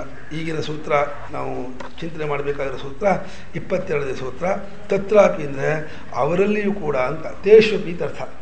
ಆ ಭಕ್ತರಲ್ಲೂ ಕೂಡ ಮಾಹಾತ್ಮ್ಯ ವಿಜ್ಞಾನವು ಮರೆತು ಹೋಗುವುದು ಅನ್ನುವಂತಹ ಸಂದರ್ಭ ಉಂಟಾಗಬಹುದಾ ಅಂದರೆ ಅದೇನಾಗೋದಿಲ್ಲ. ಅಂದರೆ ಯಾವ ಕಾರಣಕ್ಕೂ ಅವರು ಭಗವಂತನ ಮಾಹಾತ್ಮ್ಯ ವಿಭೂತಿಗಳನ್ನು ಮರೆಯೋರಲ್ಲ. ಏನಾದರೂ ಒಂದು ಕ್ಷಣಕಾಲ ಲೌಕಿಕ ವ್ಯಾಸನೆಯಿಂದ, ಲೌಕಿಕ ನಡವಳಿಕೆಯಿಂದ ಮರೆತಂತಾದರೂ ಕೂಡ ಬಲು ಬೇಗನೆ ಮತ್ತು ವಾಪಸ್ಸಲ್ಲಿ ಬಂದುಬಿಡ್ತಾರೆ. ಒಂದು ಕ್ಷಣಕಾಲ ಮರೆತಂತಾಗಿದೆ ಅಂದರೆ ಶರೀರ ಧರ್ಮದಿಂದ ವ್ಯಾಧ್ಯಾದಿಗಳಿಂದ ಕೂಡಿದ್ದಾಗಿದ್ದರೆ, ಅಥವಾ ಶರೀರ ಧರ್ಮದಿಂದ ಹಸಿವು ಬಾಯಾರಿಕೆಯಿಂದ ತತ್ಕಾಲದಲ್ಲಿ ಕೂಡಿದವರಾದರೆ ಆಗ ಆ ಒಂದು ಕ್ಷಣಕಾಲ ಅದಕ್ಕೆ ಗಮನ ಕೊಟ್ಟಂತೆ ಕಂಡರೂ ಕೂಡ ಅದು ತೀರ್ದು ಕೂಡ ಮತ್ತೆ ಅಲ್ಲಿಗೆ ಬಂದುಬಿಡ್ತಾನೆ ಅವನು. ಅಷ್ಟೇ ಅಲ್ಲ, ಇದಕ್ಕೆ ದೇಶಕಾಲ ಸಂಕೋಚವಿದೆಯಿರೋದ್ರಿಂದ ಭಕ್ತಿಯನ್ನು ಸ್ನಾನ ಮಾಡುವಾಗೂ ಮಾಡ್ಬೋದು, ಇವನು ಲೆಟ್ರಲ್ಲಿದ್ದಾಗೂ ಮಾಡ್ಬೋದು, ಊಟ ಮಾಡುವಾಗೂ ಮಾಡ್ಬೋದು. ಮನಸ್ಸಿನಲ್ಲಿ ಭಗವದ್ಭಾವನೆ ಮಾಡೋದಕ್ಕೆ ಯಾವ ದೇಶದಲ್ಲಿ ಅಡ್ಡಿ ಮಾಡುತ್ತೆ? ಒಬ್ಬರು ಹೇಳಿದರು, ನಾವು ಶೌಚಾಲಯದಲ್ಲಿದ್ದಾಗ ಭಗವಂತನನ್ನು ಸ್ಮರಿಸ್ಕೊಳ್ಬಹುದಾ ಅಂತ. ಅಲ್ಲಪ್ಪ, ಶರೀರವೇ ಒಂದು ಲೆಟ್ರಿನ್ ಫ್ಯಾಕ್ಟ್ರಿ. ಇದರಲ್ಲಿ ಯಾವಾಗಲೂ ಲೆಟ್ರಿನ್ ತಯಾರಾಗ್ತಾನೇ ಇರುತ್ತೆ, ಶೌಚ ತಯಾರಾಗ್ತಾನೇ ಇರುತ್ತೆ. ಅಶುಚಿ ತಯಾರಾಗ್ತಿರ್ಬೇಕಾದ್ರೆ ಸ್ಮರಣೆ ಮಾಡ್ಕೋಬಹುದು ಅಂತಂದಮೇಲೆ ಅದು ಹೋಗುವಾಗ ಯಾಕೆ ಮಾಡ್ಕೋಬಾರ್ದು? ಅದು ಹೋದ್ರೆ ಇನ್ನು ಶುದ್ಧಿ ತಾನೆ, ಹೋದ್ರೆ ಶುದ್ಧಿ ತಾನೆ. ಹೊಟ್ಟೆಯಲ್ಲಿ ಇರಬೇಕಾದ್ರೆ ಅಥವಾ ತಯಾರಾಗ್ತಿರ್ಬೇಕಾದ್ರೆ ನಾವು ಸ್ಮರಿಸ್ಕೋಬಹುದು ಅಂತಂದಮೇಲೆ ಹೋಗುವಾಗ ಯಾಕೆ ಸ್ಮರಿಸ್ಕೋಬಾರ್ದು? ಕರ್ಮಕ್ಕೆ ನಿಯಮ ಇದೆ. ಯಾಕೆಂದರೆ ಕರ್ಮಕ್ಕೆ ದೇಶಕಾಲಾದಿಗಳ ಕಟ್ಟುಪಾಡಿರೋದ್ರಿಂದ ಕರ್ಮ ವಿಚಾರವನ್ನು ಅಲ್ಲಿ ಮಾಡೋಕ್ಕೆ ಬರೋಲ್ಲ. ಆದರೆ ಮನಸ್ಸಿನಲ್ಲಿ ಪ್ರೇಮದಿಂದ ಭಗವಂತನ ಅನುಸಂಧಾನ ಮಾಡೋದಕ್ಕೆ ಯಾವ ಜಾಗವೂ ಅಡ್ಡಿ ಮಾಡೋದಿಲ್ಲ ಅಲ್ವೇ? ಅದು ಶರೀರದ ಸ್ವಭಾವದಿಂದ ಅದು ಏನು ಆಗ್ತಾ ಇರುತ್ತೆ, ನಡೀತಾ ಇರುತ್ತೆ. ಅವನದಕ್ಕೆ ಗಮನವನ್ನು ಕೊಡೋದಿಲ್ಲ. ಯಾವುದು ಮಾಡ್ತಾ ಇದೆ, ಏನು ಮಾಡ್ತಿದೆ ಅಂತ. ಅದು ಪ್ರಾಕೃತಿಕವಾಗಿ ಏನೋ ಶರೀರ ನಡ್ಕೊಂಡು ಹೋಗ್ತಾ ಇರುತ್ತೆ. ಹಾಗಾಗಿ ಆ ಒಂದು ಪ್ರೇಮ ರೂಪವಾದ ವೃತ್ತಿಗೆ, ಭಗವದ್ಭಕ್ತಿಗೆ ಯಾವ ದೇಶಕಾಲ ಸಂಕೋಚವೂ ಇಲ್ಲ ಅಂತ ಹೇಳ್ತಾ, ಅವರಿಗೆ ಯಾವ ಕಾರಣದಿಂದಲೂ ವಿಸ್ಮೃತಿ ಉಂಟಾಗುವುದಿಲ್ಲ ಅಂತ ಹೇಳ್ತಾ ಇಲ್ಲಿ ಒಂದು ವಿಚಾರವನ್ನು ಸ್ವಾಮಿಗಳು ಚರ್ಚೆ ಮಾಡಿದ್ದಾರೆ. ಈ ಗೋಪಿಕಾ ಸ್ತ್ರೀಯರ ದೃಷ್ಟಾಂತ ಕೊಟ್ಟರಲ್ಲ, ಗೋಪಿಕಾ ಸ್ತ್ರೀಯರು ನಿಜವಾದಂತಹ ಭಕ್ತಿಯಿಂದಲೇ ಕೃಷ್ಣ ಹತ್ರ ಬಂದ್ರ, ಬೇರೆ ಭಾವನೆಯಿಂದ ಬಂದಿದ್ರ ಅಂತ. ನಿಜವಾಗಿ ಮೊದಲು ಅವರು ಯಾವುದೇ ವಿದ್ಯಾಭ್ಯಾಸವನ್ನು ಮಾಡದೇ ಇದ್ದವರಾದ್ರಿಂದಲೂ ಅವರಿಗೆ ಭಕ್ತಿಶಾಸ್ತ್ರದ ಪರಿಚಯವೂ ಇಲ್ಲ. ಅವರು ಯಾವುದೇ ಶಾಸ್ತ್ರ ಗ್ರಂಥವನ್ನು ಅವರು ಓದಿದವರಲ್ಲ. ಅದನ್ನು ಬೇರೆ ಯಾವುದೇ ಸಜ್ಜನ ಸಹವಾಸವನ್ನೂ ಮಾಡಿಲ್ಲ. ಅವರು ಪ್ರತಿನಿತ್ಯ ಕೃಷ್ಣ ಬರೋಕ್ಕೆ ಮುಂಚೆ ಆ ಒಂದು ವೃಂದಾವನದಲ್ಲಿ ಆ ಹಸುಗಳ ಹಾಲನ್ನು ಕರೆದುಬಿಟ್ಟು ಮಥುರಾ ಹೋಗ್ಬಿಟ್ಟು ಹಾಲು ಮಾರ್ಕೊಂಡು ಬರೋದು, ಅಲ್ಲಿಂದ ಬರುವಂಥ ದುಡ್ಡಿನಿಂದ ಜೀವನ ಮಾಡೋದು. ಮತ್ತು ಅಲ್ಲಿ ತಮ್ಮ ದಿನನಿತ್ಯಾದಿಗೆ ಏನೇನು ಚಟುವಟಿಕೆ ಇತ್ತೋ ಅದನ್ನು ಮಾಡ್ಕೊಂಡು ಇದ್ದರೆ ಹೊರತು ಅವ್ರಿಗೆ ಇನ್ಯಾವುದೇ ಒಂದು ಶಾಸ್ತ್ರ ಪರಿಚಯವಾಗಲಿ, ಇನ್ಯಾವುದೇ ವ್ರತ ನಿಯಮಗಳಾಗಲಿ ಏನೂ ಇರಲಿಲ್ಲ. ಅಂಥವರಿಗೆ ಅದಾಗೆ ಇಂಥ ಭಕ್ತಿ ಬಂತು ಅಂತ ಒಂದು ಪ್ರಶ್ನೆ ಹಾಕ್ಕೊಂಡು ಅಲ್ಲನ್ನು ಉತ್ತರ ಕೊಟ್ಟಿದ್ದಾರೆ. ಮತ್ಕಾಮ ರಮಣಂ ಜಾರಂ ಅಸ್ವರೂಪ ವಿದೋಬಲಾಹ ಬ್ರಹ್ಮಮಾಂ ಪರಮಂ ಪ್ರಾಪು ಸಂಗಾಚ್ಛತ ಸಹಸ್ರಶಃ ಕೃಷ್ಣಂ ವಿದು ಪರಂ ಕಾಂತಂ ನತು ಬ್ರಹ್ಮತಯ ಮುನೇ ಗುಣಪ್ರವಾಹೋ ಪರಮಃ ತಾಸಾಂ ಗುಣಧಿಯ ಕಥಂ ಅಂತ ಪ್ರಶ್ನೆ ಮಾಡಿದ್ದಾನೆ. ಅವರು ಕೃಷ್ಣನ ಒಂದು ರೂಪವನ್ನು ನೋಡಿ ಆ ರೂಪ ಲಾವಣ್ಯಕ್ಕೆ ಮೋಹಗೊಂಡು ಕೃಷ್ಣನನ್ನು ಗಂಡನನ್ನಾಗಿ ಮಾಡ್ಕೋಬೇಕು ಅಂತ ಬಂದದ್ದವರು. ನಿಜವಾಗಿ ಕೃಷ್ಣನನ್ನು ಭಗವಂತ ಅಂತ ಅವ್ರು ತಿಳ್ಕೊಂಡಿರಲಿಲ್ಲ, ಕೃಷ್ಣ ಪರಮಾತ್ಮ ಅಂತ ಅವ್ರಿಗೆ ಗೊತ್ತೇ ಇರಲಿಲ್ಲ. ಅತ್ಯಂತ ಮನ್ಮಥನಿಗೂ ಮನ್ಮಥನಂತೆ ಇರುವ ರೂಪ ಲಾವಣ್ಯ ಸೌಂದರ್ಯ ಮೂರ್ತಿಯಾದಂತಹ ಆ ಶರೀರವನ್ನು ಕಂಡು ಅತ್ಯಂತವಾಗಿ ಅವರು ಕಾಮದಿಂದ ಪೀಡಿತರಾಗಿಯೇ ಬಲಿತಾರಲ್ಲಿ ನತು ಬ್ರಹ್ಮತಯ ಮುನೆ, ಇವನು ಪರಬ್ರಹ್ಮನ ಅವತಾರ ಸ್ವರೂಪ, ಇವನು ಸಾಕ್ಷಾತ್ ನಾರಾಯಣನ ಅವತಾರ ರೂಪ ಅಂತ ಅವ್ರಿಗೆ ಗೊತ್ತಿರಲಿಲ್ಲ. ಕೃಷ್ಣಂ ಕಾಂತಂ ವಿದುಹು, ಅವನು ನಮ್ಮ ಗಂಡ, ಇವನು ನಮ್ಮ ಗಂಡ ಆದರೆ ನಾನು ಸುಖವಾಗಿರ್ತೀನಿ ಅಂತ ಅವ್ರು ಅಂದ್ಕೊಂಡಿದ್ದು. ಇಂಥ ರೂಪ, ಇಂಥ ಲಾವಣ್ಯ, ಇಂಥ ಬುದ್ಧಿ, ಇಂಥ ಸ್ವಭಾವ, ಇವನನ್ನು ಯಾಕೆ ನಾನು ನನ್ನ ಗಂಡ ಅಂತ ಅನ್ಕೋಬಾರ್ದು ಅನ್ನೋ ಅಷ್ಟೇ ಅವ್ರಿಗೆ ಗೊತ್ತಿದ್ದೆ ಹೊರತು ಇನ್ನೇನು ಕೃಷ್ಣನ ವಿಷಯ ಗೊತ್ತಿರಲಿಲ್ಲ. ಮತ್ಕಾಮ ರಮಣಂ ಜಾರಂ, ಜಾರ ಅಂದರೆ ಕೃಷ್ಣ ಅಷ್ಟು ಒಂದು ರೀತಿ ಸಲಿಗೆಯಿಂದ ಅವ್ರ ಜೊತೆ ನಡ್ಕೊಂಡಲ್ಲ. ಅವರಿಗೆಲ್ಲ ಏನು ಅನಿಸಿತ್ತು ಅಂದರೆ ಕೃಷ್ಣನಿಗೂ ನಮ್ಮಲ್ಲಿ ಇಷ್ಟೇ ಪ್ರೇಮ ಇದೆ ಅಂತ ಅಂದ್ಕೊಂಡಿದ್ದು. ಅವರು ಎಷ್ಟು ಪ್ರೀತಿಸ್ತಾ ಇದ್ದ ಕೃಷ್ಣನನ್ನು, ಕೃಷ್ಣನು ಕೂಡ ನಮ್ಮನ್ನು ತುಂಬ ಪ್ರೀತಿಸ್ತಾ ಇದ್ದಾನೆ ಅಂತ ಅವ್ರು ಅಂದ್ಕೊಂಡಿದ್ದ. ಲೋಕದ ಒಬ್ಬ ಪುರುಷ ಸ್ತ್ರೀಯರು ಯಾವ ರೀತಿ ಪರಸ್ಪರ ಪ್ರೀತಿಸ್ತಾರೋ ಆ ರೀತಿ ನಾವು ಪ್ರೀತಿಸ್ತಾ ಇದ್ದೀವಿ ಅಂತ ಅವ್ರು ಅಂದ್ಕೊಂಡಿದ್ದು. ಹಾಗೆ ಅವ್ರು ಕೃಷ್ಣ ಹತ್ರ ಹೋದರು. ಆದರೆ ಕೃಷ್ಣನಿಗೆ ಗೊತ್ತು ತನ್ನ ಪರತತ್ವ, ತಾನು ಯಾರು ಅನ್ನೋದನ್ನು ಕೃಷ್ಣ ಅರ್ಥ ಮಾಡಿಕೊಂಡಿದ್ದ. ಕೃಷ್ಣ ಅವ್ರು ಬಂದವರಾದರೂ ಕೂಡ, ಅವರು ಶರೀರ ಸುಖವನ್ನು ಪಡೆಯಬೇಕು ಅಂತ ಬಂದವರಾದರೂ ಕೂಡ ಆ ಸುಖಕ್ಕೆ ಕಾರಣವಾಗಿರುವ, ಕಾಮಕ್ಕೆ ಕಾರಣವಾಗಿರುವ ಅಜ್ಞಾನನ ಪರಿಹಾರ ಮಾಡಿಬಿಟ್ಟ ಕೃಷ್ಣ. ಕೃಷ್ಣ ಓಡಿಸ್ಲಿಲ್ಲ, ಅವರನ್ನು ಬೈಲಿಲ್ಲ, ಇನ್ನೇನು ಮಾಡಲಿಲ್ಲ. ಬಂದವರನ್ನು ಪೂರ್ಣವಾಗಿ ಸ್ವಾಗತ ಮಾಡಿ ಅವ್ರ ಜೊತೆಲಿ ಎಲ್ಲ ರೀತಿಯಾದ ಇಷ್ಟಪಟ್ಟ ಹಾಗೇನೆ ವಿಹಾರ ಮಾಡ್ದ, ಅವ್ರ ಜೊತೆಲಿ ಆಟವೆಲ್ಲ ಆಡ್ದ, ಎಲ್ಲ ಥರವನ್ನು ಮಾಡ್ದ. ಮಹಾರಾಸ ಕ್ರೀಡೆಯಲ್ಲಿ ಎಷ್ಟು ಮಟ್ಟಿಗೆ ಆಗ್ಬಿಡ್ತಾರೆ ಅಂತಂದರೆ, ಆ ಕೃಷ್ಣನನ್ನು ಅವತ್ತಿನ ಆಶ್ವೀಜ ಶುದ್ಧ ಪೂರ್ಣಿಮೆ ದಿವಸ, ಆಶ್ವೀಜ ಶುದ್ಧ ಪ್ರತಿಪತ್ತು ಪಾಡ್ಯ ದಿವಸದಿಂದ ನವಮಿಯವರೆಗೆ ಅವರು ಮಹಾಕಾಳಿಯನ್ನು ಆರಾಧನೆ ಮಾಡಿರ್ತಾರೆ. ಯಾರು? ಈ ಗೋಪಿಕಾ ಸ್ತ್ರೀಯರು ಇವರನ್ನು ಯಾರವಳು ಭವಾನಿಯನ್ನ ಆ ಗೋಪಿಕಾ ಸ್ತ್ರೀಯರೆಲ್ಲ ಪ್ರತಿನಿತ್ಯ ಉಷಃಕಾಲದಲ್ಲಿ ಎದ್ದು ಯಮುನಾ ನದಿ ಸ್ನಾನ ಮಾಡಿ ಅಲ್ಲಿನ ಮರಳಿನಲ್ಲೇ ಭವಾನಿ ವಿಗ್ರಹವನ್ನು ಮಾಡಿ ಪ್ರತಿನಿತ್ಯ ಮೌನದಿಂದ ಇದ್ದು ಸಂಜೆಯವರೆಗೂ ಅಲ್ಲೇ ಪೂಜೆ ಮಾಡಿ ಅವರು ಇದು ಮಾಡ್ಕೊಳ್ತಿದ್ದಂತೆ. ನನಗೆ ಕೃಷ್ಣನ ಗಂಡನಾಗಿ ಮಾಡಿಕೊಡು, ಕೃಷ್ಣ ನನಗೆ ಗಂಡನಾಗಲಿ ಅಂತ ಪ್ರಾರ್ಥನೆ ಮಾಡ್ಕೊತಾ ಇದ್ದು. 10ನೇ ದಿವಸ ಕೃಷ್ಣ ಬಂದಂತೆ, ದೇವಿ ಬಂದಂತೆ. ಬಂದ್ಬಿಟ್ಟು ಆಯಿತು, ನಿಮಗೆ ಒಂದು ದಿವಸ ಕೃಷ್ಣನ ಜೊತೆಯಲ್ಲೇ ಇರುವಂತಹ ಅನುಗ್ರಹವನ್ನು ಮಾಡಿದ್ದೀನಿ, ನೀವು ಹೋಗಿ ಇರಿ ಅಂತ ಹೇಳಿಬಿಟ್ಟು ದೇವಿ ಹೇಳಿಬಿಟ್ಟು ಅನುಗ್ರಹ ಮಾಡಿ ಹೊರಟೋದು. ಆ ಒಂದು ವರ ಕೊಟ್ಟಿದ್ದನ್ನು ಕೃಷ್ಣ ನೋಡ್ಕೊಂಡು, ಯಾಕಂದ್ರೆ ಸರ್ವಾತ್ಮಭೂತ ಅವನು, ಸರ್ವಾಂತರ್ಯಾಮಿ, ಅವನಿಗೆ ಗೊತ್ತಿಲ್ವೇ ಯಾರಿಗೆ ಏನು ವರ ಕೊಟ್ಟಿದ್ದಾರೆ ಅಂತ. ಕೃಷ್ಣ ದೇವಿ ಕೊಟ್ಟ ವರವನ್ನು ಈಡೇರಿಸಬೇಕು ಅಂತಲೂ ಇವರ ಇಷ್ಟಾರ್ಥವನ್ನು ಈಡೇರಿಸಬೇಕು ಅಂತಲೂ ಆಶ್ವೀಜ ಶುದ್ಧ ಪೂರ್ಣಿಮೆಯ ದಿವಸ ಮೊದಲನೇ ಯಾಮ ಕಳೆದಿದೆ, ರಾತ್ರಿ ಮೊದಲನೇ ಯಾಮ ಕಳೆದಿದೆ. ಒಳ್ಳೆ ಶುದ್ಧವಾದಂತಹ ಆಕಾಶ ಚಂದ ನಿಗಿ ನಿಗಿ ನಿಗಿ ನಿಗಿ ನಿಗಿ ಹೊಳಿತಾ ಮೇಲಕ್ಕೆ ಬಂದಿದ್ದಾನೆ. ಹೆಚ್ಚು ಒಂದು 2 ಮಾರು ಮೇಲಕ್ಕೆ ಬಂದಿದ್ದಾನೆ. ಪರಿಪೂರ್ಣ ಶುದ್ಧವಾದಂತಹ ಮಂಡಲದಿಂದ ತನ್ನ ಬಿಳಿಯಾದಂತಹ ಕಿರಣಗಳಿಂದ ಹಾಲನ್ನು ಚೆಲ್ಲಿದಾಗಿ ಚೆಲ್ಲಿಬಿಟ್ಟಿದ್ದಾನೆ. ಚಂದ್ರ ಬೆಳದಿಂಗಳನ್ನು ಕಾಡಿನ ಮೇಲೆ, ಆ ಹುಲ್ಲಿಗಾವಲು ಕಾಡು, ಅಲ್ಲಿನ ಉದ್ಯಾನವನ ಎಲ್ಲದರ ಮೇಲೆ ಎಂಥ ಒಂದು ಬೆಳದಿಂಗಳು ಬಿದ್ದಿದೆ ಅಂತಂದರೆ ಒಳ್ಳೆ ಹಾಲನ್ನು ಪೈಂಟ್ ಮಾಡಿದಾರೋ ಅನ್ನೋ ಹಾಗೆಯೇ ಅಷ್ಟು ಶುಭ್ರವಾದಂತಹ ಬೆಳದಿಂಗಳು ಎಲ್ಲ ಕಡೆಗೂ ಪಸರಿಸಿದೆ. ಆ ಸಮಯದಲ್ಲಿ ಇದೇ ಸರಿಯಾದ ಸಮಯ ಅಂದ್ಕೊಂಡು ಪರಮಾತ್ಮ ಆ ಕಾಡಿನೆಲ್ಲ ಒಂದಾದ ವೃಕ್ಷವನ್ನು ಏರಿಬಿಟ್ಟು ಕೊಳನಾದ ಮಾಡ್ದ, ವೇಣುನಾದ ಮಾಡ್ದ. ಆ ವೇಣುನಾದ ಹೇಗಿತ್ತು ಅಂತಂದರೆ ಒಳ್ಳೆ ಓಂಕಾರ ಧ್ವನಿಯಿಂದ ಝೇಂಕರಿಸ್ತಾ ಇತ್ತು. ಅದು ಅವನ ಉದ್ದೇಶ. ಯಾರ್ಯಾರು ಅವತ್ತು ಭವಾನಿ ಅಂತ ವಾರ ತಗೊಂಡ್ರೋ ಅವರ ಹೃದಯಕ್ಕೆ ನಾಟೋ ಹಂಗೆ ಇತ್ತಂತೆ. ಅದು ಎಷ್ಟರ ಮಟ್ಟಿಗೆ ಆಗ್ಬಿಡ್ತು ಅಂತಂದರೆ ಆ ನಾದವನ್ನು ಕೇಳಿದಂತಹ ಆ ಗೋಪಿಕಾಸ್ತ್ರೀಯರಿಗೆ ಮೈಯಲ್ಲಿ ರೋಮಾಂಚನ ಎದ್ದುಬಿಡ್ತು, ತಡ್ಕೊಳಕ್ಕೆ ಆಗ್ತಿಲ್ಲ. ಏನು ಹೀಗಾಗ್ತಿದೆ ಅಂತ ಹೇಳ್ಬಿಟ್ಟು ಆ ನಾದವನ್ನೇ ಆಲಿಸ್ತಾ ಓಡ್ತಾ ಇದ್ದಾರೆ ಮನೆಯಿಂದ. ಅಲ್ಲಿ ಬರೀತಾನೆ, ಎಷ್ಟೋ ಜನ ಸಂಜೆ ಸ್ನಾನ ಮಾಡ್ತಾ ಇದ್ದವರು ಅರ್ಧ ಸ್ಥಾನದಲ್ಲೇ ಬಿಟ್ಟು ಬೇರೆ ಬೆಟ್ಟ ಸುಟ್ಟು ಓಡ್ತಾ ಇದ್ದರಂತೆ. ಗಂಡಂಗೆ ಬಡಿಸ್ತಾ ಇದ್ದವರು ಬಡಿಸೋದನ್ನ ಬಿಟ್ಟು ಓಡೋದ್ರು, ಮಕ್ಕಳಿಗೆ ಹಾಲು ಉಣ್ಣಿಸ್ತಾ ಇದ್ದವರು ಅಲ್ಲೇ ಮಕ್ಕಳನ್ನ ಬಿಟ್ಟು ಓಡೋದ್ರು, ಏನೋ ಹಾಲು ಕರೆಸ್ತಾ ಇದ್ದವರು ಹಾಲನ್ನು ಬಿಟ್ಟು ಓಡೋದ್ರು. ಯಾರ್ಯಾರು ಎಲ್ಲೆಲ್ಲಿ ಹೇಗೆ ಯಾವ ರೀತಿಯಲ್ಲಿ ಇದ್ರೋ ಹಾಗಾಗಿ ಓಡೋಗ್ತಾ ಇದ್ದಾರೆ. ಆ ಗಂಡಂದರಿಗೆ ವಿಪರೀತವಾದ ಕೋಪ ಬರ್ತಾ ಇದೆ. ಏನು ಹೀಗೆ ಮಾಡ್ತಾ ಇದ್ದೀರಾ ನೀವು ಅಂತ. ಹಾಗೆ ಯಾರ ಮಾತನ್ನು ಕೇಳ್ತಾನೆ ಇಲ್ಲ. ಒಬ್ಬಳನ್ನಂತೂ ಒಬ್ಬ ಗಂಡ ಬಿಡೋದೇ ಇಲ್ಲ, ಹೋಗ್ಕೊಡ್ದು ಅಂತ ಹೇಳ್ಬಿಟ್ಟು ಬಾಗಿಲು ಹಾಕ್ಬಿಟ್ಟು ಅಗಲಿ ಹೊರಗಡೆಯಿಂದ ಇದು ಹಾಕ್ಬಿಡ್ತಾನೆ. ಅವಳು ಅಲ್ಲೇ ಅದು ಬರೀತಾನೆ. ಆ ಶ್ಲೋಕ ನೋಡಿ ಎಷ್ಟು ಚೆನ್ನಾಗಿ ಗುರುಳು ಕೊಟ್ಟಿದ್ದಾರೆ. ಆ ಶ್ಲೋಕವನ್ನು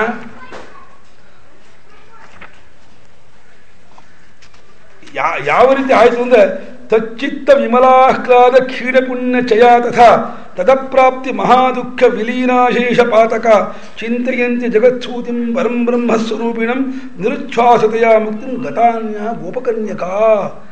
68ನೇ ಪೇಜಲ್ಲಿ ಆ ಪರಮಾತ್ಮನನ್ನು ನಿರಂತರವಾಗಿ ಸ್ಮರಣೆ ಮಾಡ್ತಾ ಇರೋದು ಅನ್ನುವಂತಹ ಒಂದು ಚಿತ್ತ ವ್ಯಾಪಾರದಿಂದ ಅಲ್ಲಿ ಆನಂದ ಬುಗ್ಗೆ ಉಕ್ಕು ಬಿಡ್ತಂತೆ. ಆ ಚಿತ್ತದಲ್ಲಿ ಆನಂದ ಬುಗ್ಗೆ ಉದ್ಕೊಳ್ಳೇನೆ ಅಲ್ಲಿ ಎಷ್ಟು ಮಟ್ಟಿಗೆ ಆನಂದ ಆಯಿತು ಅಂತಂದರೆ ಇಡೀ ಹಿಂದಿನ ಎಲ್ಲ ಜನ್ಮದಲ್ಲೂ ಮಾಡಿದ ಎಲ್ಲ ಪುಣ್ಯವನ್ನು ಅನುಭವಿಸ್ಬಿಟ್ಲಂತೆ. ಆದರೆ ಮರುಕ್ಷಣದಲ್ಲಿ ಅಯ್ಯೋ ಇಂಥ ಕಷ್ಟ ನಾನು ಇನ್ನೂ ನೋಡ್ತಿಲ್ವಲ್ಲ ಅನ್ನುವಂತಹ ಪರಮ ವಿಹಾರದಿಂದ ಬಹಳಷ್ಟು ದುಃಖ ಆಗ್ಬಿಡ್ದಂತೆ. ಆ ದುಃಖ ಎಷ್ಟರ ಮಟ್ಟಿನ ದುಃಖ ಅಂತಂದರೆ ಜನ್ಮಾಂತರ ಮಾಡಿದ ಎಲ್ಲ ಪಾಪದ ದುಃಖವನ್ನು ಒಂದೇ ಹೊರತಕ್ಕೆ ಅನುಭವಿಸ್ಬಿಟ್ರಂತೆ. ಹಿಂದಿನ ಎಲ್ಲ ಪುಣ್ಯವನ್ನೂ ಆನಂದದಿಂದ ಅನುಭವಿಸಿಬಿಟ್ಟು ಎಲ್ಲ ಪಾಪವನ್ನು ಕೂಡ ವಿರಹ ದುಃಖದಿಂದ ಅನುಭವಿಸಿದವಳಾಗಿ ನಿರುಚ್ಛ್ವಾಸತೆಯ ಇನ್ನು ಉಸಿರನ್ನೂ ಬಿಡದೇನೆ ಅಲ್ಲೇ ಸತ್ತೋಗ್ಬಿಟ್ಲಂತೆ ರೂಮಲ್ಲೇ. ಎಂಥ ಪುಣ್ಯಕ್ಕೆ ತಿನ್ಬೇಡ ಆಕೆ. ಆ ರೀತಿ ಅಷ್ಟರ ಮಟ್ಟಿನ ಒಂದು ಇದಾಗಿ ಅವರೆಲ್ಲ ಹೋಗ್ತಾರೆ. ಅಲ್ಲಿ ಹೋದ್ಮೇಲೆ ಅಲ್ಲಿ ಮಹಾರಾಸ ಕ್ರೀಡೆ ಆದಮೇಲೆ ಅಲ್ಲಿ ಕೃಷ್ಣ ಜೊತೆಯಲ್ಲಿ ನರ್ತನ ಮಾಡಿ ಸ್ವಲ್ಪ ಹೊತ್ತಿನಲ್ಲೇ ಅವರಿಗೆಲ್ಲ ಎಷ್ಟರ ಮಟ್ಟಿಗೆ ಆಗ್ಬಿಡುತ್ತೆ ಅಂತಂದರೆ, ಕೃಷ್ಣ ಇನ್ನು ಆಯಿತು ಮುಗೀತು, ಕೃಷ್ಣ ಕ್ಲೀನ್ ಬೋರ್ಡ್. ಕೃಷ್ಣ ಇನ್ನೇನು ಮಾಡಿದ್ರು ನಮ್ಮನ್ನು ಬಿಟ್ಟು ಹೋಗೋಕ್ಕಾಗಲ್ಲ, ನಮ್ಮನ್ನು ಬಹಳವಾಗಿ ಹೆಚ್ಚಿಸ್ಕೊಂಡ್ಬಿಟ್ಟಿದ್ದಾನೆ. ನಮಗೆ ಹಾಗೆ ಕೃಷ್ಣನ ಬಿಟ್ಟರೆ ಹುಚ್ಚಿಡಿಯುತ್ತೋ, ಕೃಷ್ಣನಿಗೂ ನಮ್ಮನ್ನು ಬಿಟ್ಟರೆ ಹುಚ್ಚಿಡಿಯುತ್ತೆ ಅನ್ನೋ ಅಷ್ಟರ ಮಟ್ಟಿನ ಅಭಿಮಾನಕ್ಕೆ ಒಳಗಾಗ್ಬಿಟ್ರು. ಆ ಅಭಿಮಾನಕ್ಕೆ ಒಳಗಾದ್ರೋ ಇಲ್ವೋ ಅನುಕ್ಷಣದಲ್ಲೇ ಪರಮಾತ್ಮ ಅಂತರ್ಧಾನ ಆಗ್ಬಿಟ್ಟ. ಓಹೋ ಇವರಿಗೆ ತಪ್ಕೊಂಡ್ರು ದಾರಿ, ಇವ್ರಿಗೆ ಇದು ಮಾಡ್ಕೊಂಡ್ರು, ಅಭಿಮಾನ ಪಟ್ಕೊಂಡ್ರು ಅಂತ ಹೇಳ್ಬಿಟ್ಟು ಕೃಷ್ಣ ಅಲ್ಲಿಯೇ ಅಂತರ್ಧಾನವಾದರೆ ಹೆಂಗಾಗ್ಬಿಡ್ತು ಅವರಿಗೆ ಅಂದರೆ, ತನ್ಮನಸ್ಕಾಸ್ತದಾಲಾಪಾ ತದ್ವಿಚೇಷ್ಟಾಸ್ತದಾತ್ಮಿಕಾ ತದ್ಗುಣಾನೇವ ಗಾಯಂತ್ಯೋ ನಾತ್ಮಾಗಾರಾಣಿ ಸಸ್ಪರು. ಅಯ್ಯೋ ಅವರಿಗೆ ತಡ್ಕೊಳಕ್ಕೆ ಆಗೋದಿಲ್ಲ. ಏನು ಇಂಥ ಮಹನೀಯ ಈ ಒಂದು ಕ್ಷಣದಲ್ಲಿ ಇದ್ದ, ಇನ್ನೊಂದು ಕ್ಷಣದಲ್ಲಿ ಇಲ್ಲೇ ಇಲ್ಲಲ್ಲ ಅಂತ ಹೇಳ್ಬಿಟ್ಟು ತನ್ಮನಸ್ಕಾಹ, ಅವನಲ್ಲಿಯೇ ಮನಸ್ಸನ್ನಿಟ್ಟು ಅವನ ಮಾತನ್ನೇ ಆಡ್ತಾ ಅವನ ಚೇಷ್ಟೆಯನ್ನೇ ಮಾಡ್ತಾ ಅವನಲ್ಲಿಯೇ ತನ್ಮೀತಿಯನ್ನು ಹೊಂದ್ಬಿಟ್ಟು ಅವನ ಗುಣವನ್ನೇ ಗಾನ ಮಾಡ್ತಾ ನಾವು ಎಲ್ಲಿದ್ದೀವಿ, ನಾವು ಮಕ್ಕಳನ್ನ ಬಿಟ್ಬಿಟ್ಟಿದ್ದೀವಲ್ಲ, ನಮ್ಮ ಗಂಡಂದ್ರೆ ಏನು ಮಾಡ್ತಿದ್ದಾರೆ, ನಮ್ಮ ಮಾವಂದ್ರೆ ಏನು ಅಂದ್ಕೊಳ್ತಾರೆ ಅನ್ನೋದು ಏನನ್ನೂ ಜ್ಞಾಪಿಸ್ಕೋದೇನೆ ಕೃಷ್ಣ ಸ್ಮರಣೆಯಲ್ಲೇ ಮರಳ ಮೇಲೆ ಬಿದ್ಕೊಂಡ್ಬಿಟ್ರಂತೆ ಅವರು. ಕೃಷ್ಣ ಅಂದ್ಕೊಂಡು ಅದೇ ಧ್ಯಾನವನ್ನೇ ಮಾಡ್ತಾ ಆ ರೀತಿ ಆಗಿಬಿಟ್ರು ಅಂಥೇಳಿ ಆ ಗೋಪಿಕಾಸ್ತ್ರೀಯರಿಗೆ ಎಂಥ ಒಂದು ಏಕಾತ್ಮತೆ ಉಂಟಾಗಿತ್ತು ಅನ್ನೋದನ್ನು ನಾವು ಆ ಭಾಗವತ ಗ್ರಂಥದ 10ನೇ ಅಧ್ಯಾಯವನ್ನು ಓದಿದಾಗ ಗೊತ್ತಾಗುತ್ತೆ. ಇವಾಗ ಎಂಥ ಭಾಗವತೋತ್ತಮರು ಗೋಪಿಕಾಸ್ತ್ರೀಯರು ಅಂತ. ಅವರು ಈ ಒಂದು ಆರಂಭದಲ್ಲಿ ಕೃಷ್ಣನನ್ನು ಗಂಡನಾಗಿ ಸ್ವೀಕರಿಸಬೇಕು ಅಂತ ಬಂದರೂ ಕೂಡ ಭಗವಂತ ಅವರ ಕಾಮಕ್ಕೆ ಕಾರಣವಾಗಿರುವ ಅಜ್ಞಾನವನ್ನು ಪರಿಹಾರ ಮಾಡಿ ನಿಮ್ಮ ಹೃದಯದಲ್ಲೇ ನಾನು ಇದೀನಿ ನೋಡ್ಕೊಳ್ರಮ್ಮ ಅಂತ ಹೇಳ್ಬಿಟ್ಟು ಆ ಹೃದಯದ ಅಜ್ಞಾನವನ್ನು ಪರಿಹಾರ ಮಾಡಿ ಆತ್ಮರೂಪದಲ್ಲಿ ತೋರ್ಕೊಂಡ್ಬಿಟ್ಟ. ಅಲ್ಲಿಂದ ಮುಂದಕ್ಕೆ ಅವರಿಗೆ ಕೃಷ್ಣನಲ್ಲಿ ಎಂಥ ಒಂದು ಪ್ರೇಮ ಉಂಟಾಯಿತು ಅಂದರೆ ಪರಭಕ್ತನ ಪ್ರೇಮ, ಏಕಾತ್ಮತೆ ಉಂಟಾಗ್ಬಿಡ್ತೇ ಹೊರತು ಇನ್ನು ಕೃಷ್ಣನ ಶಾರೀರಿಕ ರೂಪದಿಂದ ಕೃಷ್ಣನ ನೋಡಿ ಅನುಭವಿಸಬೇಕು ಅನ್ನೋ ಬುದ್ಧಿ ಹೊರಟೋಗ್ಬಿಡ್ತು ಅವರಿಗೆ. ಅಧ್ಯಾತ್ಮ ರೂಪದಿಂದ ಕಂಡುಕೊಂಡವರಾಗಿ ಓ ಮಮಾಂತರಾತ್ಮ ತವಚ ಅಂಥೇಳಿ ನನಗೂ ನಿನಗೂ ಇಡೀ ಜಗತ್ತಿನ ಎಲ್ಲಕ್ಕೂ ಅಂತರಾತ್ಮನಾಗಿರುವಂತಹ ಕೃಷ್ಣನ ತತ್ವ ಈ ರೀತಿ ಇದೆ ಅನ್ನೋದು ಕಂಡುಕೊಂಡ್ಬಿಟ್ಟು ಅಲ್ಲಿಯೇ ಅವರು ಮುಳುಗಿಬಿಟ್ರು. ಅದನ್ನೇ ಅವರು ಅನುಸಂಧಾನ ಮಾಡ್ತಾ ಇದ್ರು. ಈ ಸಂದರ್ಭದಲ್ಲಿ ಒಂದು ಪ್ರಶ್ನೆಯನ್ನು ಬೇರೆ ಮಾಡ್ತಾರೆ ಪರೀಕ್ಷಿತ್ ಮಹಾರಾಜ. ಅಲ್ಲ, ಕೃಷ್ಣ ಏನೋ ಆ ರೀತಿ ಅವರಿಗೆ ಅನುಗ್ರಹ ಮಾಡಿದ್ರೆ ಒಪ್ಕೊಳ್ಳೋಣ, ಆದರೆ ಲೋಕದ ಜನರು ನೋಡುವವರಿಗೆ ಏನು ಕಾಣುತ್ತೆ ಕೃಷ್ಣ ಮಾಡಿದ ವರ್ತನೆ, ಈ ಸರಿ ಅನ್ಸತ್ತಾ? ಕೃಷ್ಣ ಇವಾಗ ರಾತ್ರಿ ಹೊತ್ತಿನಲ್ಲಿ ತಮ್ಮ ಗಂಡಂದ್ರನ್ನು ಮಕ್ಕಳನ್ನು ಮಾವಂದ್ರನ್ನು ಬಿಟ್ಟು ಆ ಮದುವೆಯಾದಂಥ ಹೆಂಗಸರು ಮದುವೆಯಾದ ಎಲ್ಲರೂ ಓಡಿ ಬಂದ್ರಲ್ಲ, ಅವರೆಲ್ಲರೊಡನೆ ಕೃಷ್ಣ ರಾಸಕ್ರೀಡೆ ಆಡಿದ್ನಲ್ಲ, ಇದು ಸರಿಯಾ? ಕೃಷ್ಣ ಆಡಬಹುದಾಗಿತ್ತ? ಆಡಿದ ಸರಿನೇ. ಕೃಷ್ಣ ಏನು ಮಾಡಬೇಕಾಗಿತ್ತು? ತಕ್ಷಣ ಅವ್ರ ಮನೆಗೆ ಕಳಿಸ್ಬಿಟ್ಟು ಈಗ ಬರೋ ಸಮಯ ಅಲ್ಲ, ಈಗ ಬರಬೇಡಿ ನೀವು ಅಂತ ಕಳಿಸ್ಬೇಕಾಗಿತ್ತು. ಹಾಗೆ ಮಾಡ್ದೇನೆ ಧರ್ಮ ಸಂಸ್ಥಾಪನೆಗಾಗಿ ಅವತಾರ ಮಾಡಿದಂತಹ ಮಹಾತ್ಮ ಧರ್ಮ ವ್ಯತಿಕ್ರಮ ಮಾಡಿಬಿಟ್ನಲ್ಲ, ಧರ್ಮವನ್ನೇ ಮೀರಿಬಿಟ್ನಲ್ಲ, ಇದು ಹೇಗೆ ಆಗ್ಬಿಡ್ತು ಅಂತ ಒಂದು ಪ್ರಶ್ನೆ ಮಾಡಿದ್ದಾರೆ ಯಾರು ಪರೀಕ್ಷಿತ್ ಮಹಾರಾಜರು. ಮಾಡಿದ್ದಕ್ಕೆ 2 ತರಹ ತಗೊಂಡಿದ್ದಾರೆ. ಒಂದು, ಅವರು ಯಾವ ರೀತಿ ಈ ರೀತಿ ಬಂದರೂ ಅವರಿಗೆ ಕೃತಾರ್ಥತೆ ಉಂಟು ಮಾಡ್ದ ಅನ್ನೋಕ್ಕೆ ಒಂದು ಉತ್ತರ, ಅವ್ರಿಗೆ ಧರ್ಮ ವ್ಯತಿಕ್ರಮ ಆಗ್ತಲ್ಲ ಅನ್ನೋದಕ್ಕೆ ಇನ್ನೊಂದು ಉತ್ತರ. ನಿಜ, ಧರ್ಮ ವ್ಯತಿಕ್ರಮೋ ದೃಷ್ಟ ಈಶ್ವರಾಣಾಂ ಹಿ ಸಾಹಸ. ಹೌದು, ಕೃಷ್ಣ ಒಂದು ರೀತಿ ಲೌಕಿಕವಾಗಿ ಧರ್ಮ ವ್ಯತಿಕ್ರಮ ಮಾಡ್ದ, ಅಂದರೆ ಜನರ ಅಪವಾದವನ್ನು ಕೂಡ ಲೆಕ್ಕಿಸದೇನೆ ಅವರನ್ನೇ ವಿಹಾರ ಮಾಡ್ದ. ಆದರೆ ಕೃಷ್ಣ ಮಾತ್ರ ಯಾವ ಗೋಪಿಕೆ ಇರೋದು ದೈಹಿಕವಾದಂತಹ ಸಂಬಂಧ ಇಟ್ಕೊಂಡಿರಲಿಲ್ಲ ಅನ್ನೋದನ್ನು ಚೆನ್ನಾಗಿ ತೋರಿಸಿದ್ರು, ಅವರು ಸ್ಪಷ್ಟವಾಗಿ ತೋರಿಸಿದ್ರು. ಅವರೆಲ್ಲರಲ್ಲೂ ಇದ್ದಂತಹ ಒಂದು ಕಾಮಜ್ವರ ಏನಿತ್ತು, ಕಾಮಜ್ವರವನ್ನು ಪರಿಹಾರ ಮಾಡೋದ್ರ ಮೂಲಕವಾಗಿ ಅವರಿಗೆ ಪರಮ ಶಾಂತಿ ರೂಪವಾದಂತಹ ಮೋಕ್ಷ ರೂಪವಾದ ಆನಂದವನ್ನು ಕೊಟ್ಟು ಕೃತಾರ್ಥನಾಗಿ ಮಾಡಿಬಿಟ್ಟ. ಇನ್ನು ಕೃಷ್ಣನನ್ನು ಕಾಮರೂಪದಿಂದ ಬಂದರೂ ಈ ರೀತಿ ಆಗತ್ತೆ ಅಂತಂದರೆ ಇದು ವಿಚಿತ್ರ ಅಲ್ವಾ? ಕೃಷ್ಣನನ್ನು ಭಕ್ತಿಯಿಂದ ಸೇವಿಸಬೇಕು, ಕೃಷ್ಣನನ್ನು ಕಾಮರೂಪದಿಂದ ಬಂದರೂ ಈ ರೀತಿ ಆಗ್ಬಹುದಾ ಅಂದರೆ ಏನು ತೊಂದರೆ ಇಲ್ಲ. ಕಾಮಂ ಕ್ರೋಧಂ ಭಯಂ ಸ್ನೇಹಂ ಐಕ್ಯಂ ಸೌಹೃದಮೇವಚ ನಿತ್ಯಂ ಹರವು ವಿದಧತೋ ಯಾಂತಿ ತನ್ಮಯತಾಂ ಹಿತೆ. ಗೋಪಿಕಾಸ್ತ್ರೀಯರು ಕಾಮವನ್ನು ಇಟ್ಕೊಂಡು ಕೃಷ್ಣತ್ತ ಬಂದರೂ ಕೂಡ ಆ ಕಾಮಕ್ಕೆ ಪರಿಹಾರ ಮಾಡಿ ಅವರನ್ನು ಕೃತಾರ್ಥನ ಮಾಡಿದ. ಸಿಟ್ಟಿನಿಂದ ಇದ್ದ ಯಾರು? ಶಿಶುಪಾಲ ಮತ್ತು ಇವನು ಹಿರಣ್ಯಕಶಿಪು ನಿತ್ಯ ಸಿಟ್ಟು, ಭಯಂಕರ ಕ್ರೋಧ ಅಂದರೆ ಹರಿನ ಹೆಜ್ಜೆ ಕೇಳ್ಬಿಟ್ರೆ ಸಾಕು ಅವನ ಮೈಯೆಲ್ಲ ಉರಿತಾ ಇತ್ತು. ಕೃಷ್ಣ ಅಂದ್ಬಿಟ್ಟು ಅವನಿಗೆ ಮೈಯೆಲ್ಲ ಉರಿತಾ ಇತ್ತು. ಆ ರೀತಿ ಸಿಟ್ಟಿನಿಂದ ಕೂಡಿದಂತಹ ಅವರಿಗೂ ಕೂಡ ಮೋಕ್ಷವನ್ನು ಕೊಟ್ಟ. ಯಾಕೆಂದರೆ ಸಿಟ್ಟಿನಿಂದಲೂ ಯಾವಾಗಲೂ ಭಗವಂತನೇ ಜ್ಞಾಪಿಸ್ಕೊಳ್ತಾ ಇದ್ರು. ಅವರಿಗೆ ಸಿಟ್ಟಿಗೆ ವಿಷಯ ಯಾವುದಾಗಿತ್ತೋ ಕೃಷ್ಣ ಅಂದ್ಕೊಳ್ಳೇ ಅವರಿಗೆ ಸಿಟ್ಟು ಬರ್ತಾ ಇತ್ತು. ಅಂದರೆ ಅವ್ರಿಗೆ ಯಾವಾಗಲೂ ಆ ನಾಮದಿಂದ ಆ ಸಿಟ್ಟು ನಿತ್ಯ ಸಂಬಂಧವಾಗಿ ಅವರಿಗೆ ತೋರಿಸ್ಕೊಳ್ತಾ ಇತ್ತು. ಅಂದರೆ ಅವರಿಗೆ ಕೃಷ್ಣನ ಏನಾದರೂ ಮಾಡಿ ಕೃಷ್ಣನನ್ನು ಮಟ್ಕ ಹಾಕಬೇಕು ಅಂತ ಶಿಶುಪಾಲನ ಸ್ವಭಾವ ಇತ್ತು. ಕೃಷ್ಣ ಬಹಳ ಉದ್ದೊಂದು ರೀತಿ ತನ್ನ ಒಂದು ಪೌರುಷದಿಂದ ಎಲ್ಲರನ್ನೂ ಮೆಟ್ಟಿ ನಿಲ್ತಾ ಇದ್ದಾನೆ. ಇದು ಒಂದು ರೀತಿ ಉದ್ದಟತನ. ಕೃಷ್ಣನ ಯಾವ ಕಾರಣಕ್ಕೂ ಕೃಷ್ಣನಿಗೆ ಈ ರೀತಿಯಾದಂತಹ ಒಂದು ಇದಕ್ಕೆ ಅವಕಾಶ ಕೊಡಬಾರ್ದು. ಏನಾದರೂ ಮಾಡಿ ಕೃಷ್ಣನನ್ನು ಕೂಡ ಮೆಟ್ಕಬೇಕು ಅಂತ ಒದ್ದಾಡ್ತಿದ್ದ. ಇವನಿಗೂ ಹಿರಣ್ಯಕಶಿಪಿಗೂ ಕೂಡ ನನ್ನನ್ನು ಬಿಟ್ಟು ಕೃಷ್ಣನನ್ನು ಹರಿಯನ್ನು ನಾರಾಯಣನನ್ನು ಸ್ತೋತ್ರ ಮಾಡ್ತಾರಲ್ಲ, ಪ್ರೀತಿಸ್ತಾರಲ್ಲ ಈ ಪ್ರಹ್ಲಾದ ಅಂತ ಹೇಳಿಬಿಟ್ಟು ಸರ್ವದಾ ಅವನನ್ನು ದ್ವೇಷ ಮಾಡ್ತಾ ಇದ್ದ. ಅವನಿಗೆ ದ್ವೇಷದ ಜೊತೆಗೆ ಭಯವೂ ಸೇರಿಕೊಂಡಿತ್ತು. ಕಂಸನಿಗೆ ಭಾರಿ ಭಯ. ಎಲ್ಲಿ ಭಗವಂತ ಬಂದ್ಬಿಟ್ಟು ಅವನಿಗೆ ಇದು ಅಶರೀರವಾಣಿ ಹೇಳ್ಬಿಟ್ಟಿತ್ತಲ್ಲ, ಅಶರೀರವಾಣಿ ಇವಾಗ ನಿನಗೆ ಯಾರನ್ನು ನೀನು ಮೆರವಣಿಗೆ ಮಾಡ್ತಾ ಇದೆಯೋ ಇವನಲ್ಲಿ ಹುಟ್ಟುವಂತಹ 8ನೇ ಮಗನಿಂದಲೇ ನಿನಗೆ ಮರಣ ಅಂತ ಹೇಳಿಬಿಟ್ಟಿತ್ತಲ್ಲ, 8ನೇ ಮಗು ಇವನೇ ಆಗಿದ್ದ.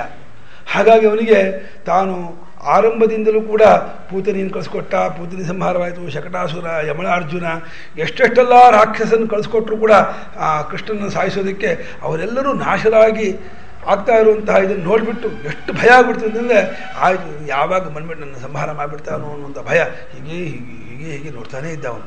ಭಾಳ ಭಯ, ರಾತ್ರಿ ನಿದ್ದೆ ಬರ್ತಿರ್ಲಿಲ್ಲ, ಊಟ ಕೂತ ಹೆದರಿಕೆ ಆಗ್ತಾ ಇತ್ತು, ಸ್ವರ್ಗದ ಭಯ ಭಯ ಭಯ ಭಯ ಅನ್ನೋದು ಆ ಕೃಷ್ಣನ ಭಯ ಒಂದು ರೀತಿ ಅವನಿಗೆ ಯಾವಾಗಲೂ ಹಿಡಿದುಬಿಟ್ಟಿತ್ತು.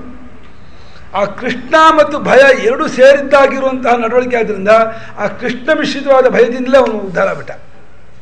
ಭಯದಿಂದ ಕೃಷ್ಣನ ಜ್ಞಾಪಿಸ್ಕೊತಾ ಇದ್ರು, ಸಿಟ್ಟಿನಿಂದ ಜ್ಞಾಪಿಸ್ಕೊತಾ ಇದ್ರು, ಕಾಮದಿಂದ ಬಂದರು, ಸೌಹೃದದಿಂದ ಅರ್ಜುನ ಸ್ನೇಹದಿಂದ ಇದ್ದ, ಐಕ್ಯದಿಂದ ಇದ್ದರು.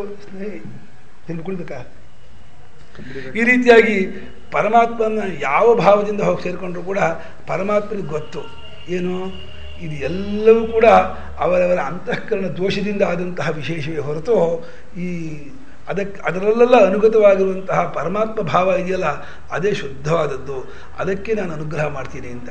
ಯಾಕೆಂದರೆ ಪರಮಾತ್ಮನಿಗೆ ಯಾರ ಮೇಲೂ ದ್ವೇಷ ಇಲ್ಲ, ಯಾರ ಮೇಲೂ ಏನು ಆತ್ಮೀಯತೆ ಇಲ್ಲ, ಯಾವ ವಿಷಯದಲ್ಲೂ ಯಾವ ಇದನ್ನು ಮಾಡ್ಕೊಳ್ಳಲ್ಲ, ಎಲ್ಲವೂ ಆತ್ಮಸ್ವರೂಪವೇ ಆಗಿರೋದ್ರಿಂದ ಇವರು ಹೆಚ್ಚು ಇವರು ಕಡಿಮೆ ಅನ್ನುವಂಥ ಯಾವ ವಿಶೇಷವೂ ಇಲ್ಲ. ಹಾಗಾಗಿ ಅವನನ್ನು ಯಾವ ರೀತಿಯಿಂದಲಾದರೂ ಸ್ಮರಿಸ್ಕೊಳ್ಳಿ, ಆ ಸ್ಮರಣೆ ಮಾತ್ರದಿಂದಲೇ ಆತ ನಮ್ಮನ್ನು ಉದ್ಧಾರ ಮಾಡ್ತಾನೆ ಅನ್ನೋದು ಆ ಒಂದು ಕಥಾ ಸಂದರ್ಭದ ಅಭಿಪ್ರಾಯವಾಗಿರೋದ್ರಿಂದ ಆತ ಆ ರೀತಿ ಅವರನ್ನೆಲ್ಲ ಉದ್ಧಾರ ಮಾಡ್ದ. ಇನ್ನು ಪರಮಾತ್ಮನಿಗೆ ಆ ಒಂದು ನಡವಳಿಕೆಯನ್ನು ಇಟ್ಕೊಂಡಿದ್ದರಿಂದ ದೋಷ ಬರೋಲ್ವೇ ಅಂತ ಒಂದು ಪ್ರಶ್ನೆ ಬರುತ್ತೆ. ಈ ತರಹ ನಡವಳಿಕೆ ಇಟ್ಕೊಂಡ್ರೆ ಜನರು ಈ ರೀತಿಯಾದಂತಹ ವರ್ತನೆಯನ್ನು ಇಟ್ಕೊಂಡ್ಬಿಟ್ಟು ಅವರು ಕೂಡ ಭ್ರಷ್ಟರಾಗ್ಬಿಡ್ಬೋದಲ್ಲ. ಅಂದರೆ ಇದೊಂದು ಸ್ವಾಮಿಗಳು ಒಂದು ಎಚ್ಚರಿಕೆ ಕೊಟ್ಟಿದ್ದಾರೆ, ಯಾವತ್ತಿಗೂ ಅಷ್ಟೇ ತೇಜೀಯಸಾನ್ನ ದೋಷಾಯ ಅಂತ ದೊಡ್ಡವರು ಮಾಡಿದ್ದನ್ನು ಮಾಡಬಾರ್ದು, ದೊಡ್ಡವರು ಹೇಳಿದ್ದನ್ನು ಮಾಡಬೇಕೇ ಹೊರತು ಅವರ ಒಂದು ತಮ್ಮ ತಪಃಪ್ರಭಾವದಿಂದ ತಮ್ಮ ಯೋಗ ಮಾಹಾತ್ಮೆಯಿಂದ ಏನೋ ಒಂದನ್ನು ಅಕಾರ್ಯವನ್ನು ಮಾಡಿದ್ರೂ ಕೂಡ ಅವರು ದಕ್ಕಿಸ್ಕೊಳ್ತಾರೆ, ಜೀರ್ಣಿಸ್ಕೊಳ್ತಾರೆ. ಉದಾಹರಣೆಗೆ ಪರಶುರಾಮನ ತನ್ನ ತಂದೆಯಾದ ಜಮದಗ್ನಿಯ ಮಾತಿನಂತೆ ತಾಯಿನೇ ಕಡ್ದು ಹಾಕ್ಬಿಟ್ಟ. ಅವ್ರಿಗೆ ಎಷ್ಟು ಇದಾಗ್ಬಿಡ್ತು ಅಂತ ಜಮದಗ್ನಿಗೆ ಏನು ಮಾಡಬೇಕು ಅಪ್ಪ ಅಂತ ಕೇಳಿದಕ್ಕೆ ಕಡಿಯ ನಿನ್ನ ತಾಯಿನ ಅಂತಂದ. ಕೊಟ್ಟಿದ್ದವನು ತಾಯಿ ತುಂಡು ಹಾಕ್ಬಿಟ್ಟ. ಸರಿ ನಿಂಗೆ ಏನು ವರ ಬೇಕು ನನ್ನ ತಾಯಿ ಬೇಕು ಅಂತಂದ. ಹೌದಾನ ತಾಯಿ ಬದುಕಿಸ್ಕೊಟ್ರು. ನಾವು ಬೇಕಾದ್ರೆ ತಂದೆ ಬಂದು ತಾಯಿನ ಹೊಡೆದಾಕ್ಬಿಡ್ಬೋದು, ಆದರೆ ಬದುಕಿಸೋಕ್ಕಾಗತ್ತೆ? ಯಾವತ್ತಿಗೂ ಕೂಡ ಅವರು ಯಾವ ಒಂದು ಸನ್ಮಾರ್ಗವನ್ನು ಉಪದೇಶ ಮಾಡ್ತಾರೆ ಅದನ್ನು ನಾವು ನಡ್ಕೊಳ್ಕೋಬೇಕೇ ಹೊರತು ಅವ್ರು ಮಾಡಿದಂತೆ ಮಾಡೋಕ್ಕೆ ಹೋಗಬಾರ್ದು. ದೊಡ್ಡವರು ಹೇಳಿದಂತೆ ನಡ್ಕೋಬೇಕೇ ಹೊರತು ದೊಡ್ಡವರು ಮಾಡಿದಂತೆ ಮಾಡೋಕ್ಕೆ ಹೋಗಬಾರ್ದು.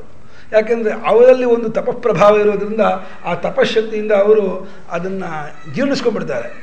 ಈಶ್ವರ ಹಾಲ ವಿಷ ಕುಡ್ದ, ಜೀರ್ಣಿಸ್ಕೊಂಡ, ಅಲ್ಲಿ ಕುಡಿದು ನೋಡೋಣ. ಪರಮೇಶ್ವರನಿಗೆ ಹಾಲ ವಿಷಯವೂ ಏನೂ ಆಗಲಿಲ್ಲ, ನಮಗೆ ಕುಡಿಯೋಕ್ಕಾಗತ್ತೆಯೇ? ಆನೆ ಯೋಗ ಮಾಹಾತ್ಮ್ಯ, ತಪಸ್ಸಿನ ಮಾಹಾತ್ಮ್ಯ, ಸಿದ್ಧಿ ಇತ್ಯಾದಿಗಳ ವಿಶೇಷದಿಂದ ಮಹಾತ್ಮರಾದವರು ಏನೇನೋ ಲೋಕೋತ್ತರವಾದ ಚರಿತ್ರೆಯನ್ನು ನಡ್ಕೊಳ್ತಾರೆ. ಆದರೆ ಆ ಚರಿತ್ರೆಯ ಒಂದು ತಾತ್ಪರ್ಯವನ್ನು ಅಭಿಪ್ರಾಯವನ್ನು ಮಾತ್ರ ನಾವು ತಗೋಬೇಕೇ ಹೊರತು ಅದರಂತೆ ನಾನು ನಡ್ಕೊಳ್ತೀನಿ ಮಾಡೋಕ್ಕೆ ಹೋಗಬಾರ್ದು. ಅದು ಅವರ ಉದ್ದೇಶ ಅವರನ್ನೆಲ್ಲ ಉದ್ಧಾರ ಮಾಡಬೇಕು ಅನ್ನೋ ಒಂದೇ ಕಾರಣಕ್ಕೆ ಒಂದು ಸಂದರ್ಭದಲ್ಲಿ ಒಂದು ವಿಶೇಷತೆಯನ್ನು ಮಾಡ್ಕೊಂಡಿರ್ತಾರೆ ಅಷ್ಟೇ.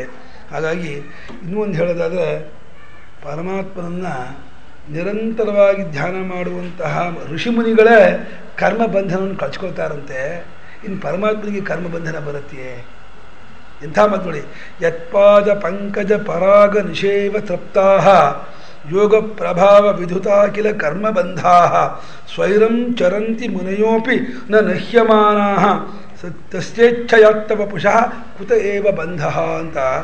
ಯಾವ ಪರಮಾತ್ಮನ ಪಾದ ಕಮಲವನ್ನು ಸೇವಿಸುವುದರಿಂದ ಋಷಿಮುನಿಗಳು ಕೂಡ ಕೃತಾರ್ಥರಾದವರಾಗಿ ಸಂಸಾರ ಬಂಧನವನ್ನೇ ಕಳ್ಸ್ಕೊಂಡ್ಬಿಟ್ರೋ ಅಂಥ ಪರಮಾತ್ಮನಿಗೆ ಈ ಒಂದು ಚರ್ಯೆಯನ್ನು ಮಾಡಿದ್ದರಿಂದ ಅದಕ್ಕೆ ದೋಷ ಬರುತ್ತೆ, ಬಂಧ ಉಂಟಾಗುತ್ತೆ, ಪಾಪ ಬರುತ್ತೆ ಅಂತ ಕಲ್ಪಿಸುತ್ತಾನೆ ಆಗತ್ತೆ. ಪರಮಾತ್ಮನ ಧ್ಯಾನ ಮಾಡಿದವರಿಗೆ ಕೃತಾರ್ಥರಾದವರು ಅಂತಂದರೆ ಕೃತಾರ್ಥರಾಗ್ತಾರೆ ಅಂತಂದರೆ ಇನ್ನು ಪರಮಾತ್ಮನಿಗೆ ಇನ್ನು ಕೃತಾರ್ಥತೆಯನ್ನು ಹ್ಯಾಕ್ತಾನೆ ಕಲ್ಪಿಸ್ಕೊಳಕ್ಕಾಗತ್ತೆ? ಏನು ಮಾಡಿದ್ರು ಅದು ಬರೋದಿಲ್ಲ. ಅವನು ಲೋಕೋತ್ತರ ನಡವಳಿಕೆಯನ್ನು ಇಟ್ಕೊಂಡ ತೋರಿಸ್ತಾ ಅನ್ನೋದು ಅಷ್ಟೇ ನಾವು ಅದನ್ನು ಇಲ್ಲಿ ಗ್ರಹಿಸಬೇಕೇ ಹೊರತು ಶಬ್ದಾರ್ಥವನ್ನು ಹಿಡ್ಕೊಂಡು ತಪ್ಪರ್ಥವನ್ನು ಮಾಡೋಕ್ಕೆ ಹೋಗಬಾರ್ದು.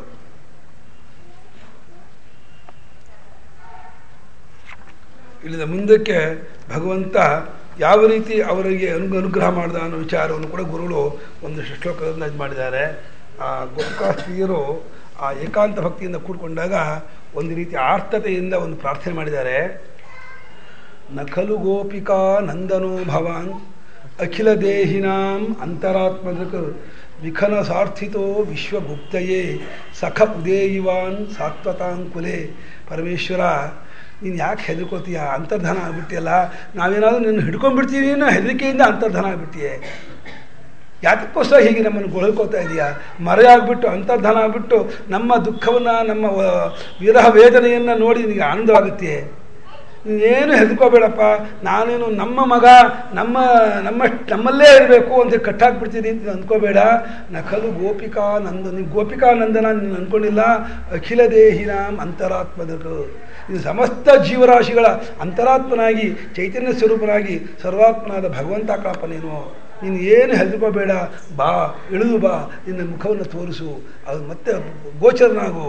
ವಿಖನ ಸಾರ್ಥಿತ, ದೇವತೆಗಳು ಬ್ರಹ್ಮಾದಿಗಳು ನಿನ್ನನ್ನು ಬೇಡಿಕೊಂಡಾಗ ಈ ಭೂಲೋಕದ ದುಷ್ಟಶಕ್ತಿಯ ಸಂಹಾರಕ್ಕೋಸ್ಕರವಾಗಿ ವಿಶ್ವಗುಪ್ತಯೇ, ಪ್ರಪಂಚವನ್ನು ಕಾಪಾಡೋದಕ್ಕೋಸ್ಕರವಾಗಿ ನೀನು ಅವತಾರ ಮಾಡಿದಂತಹ ಮಹಾತ್ಮ ನೀನು ಏನು ಹೆದರ್ಕೋಬೇಡ.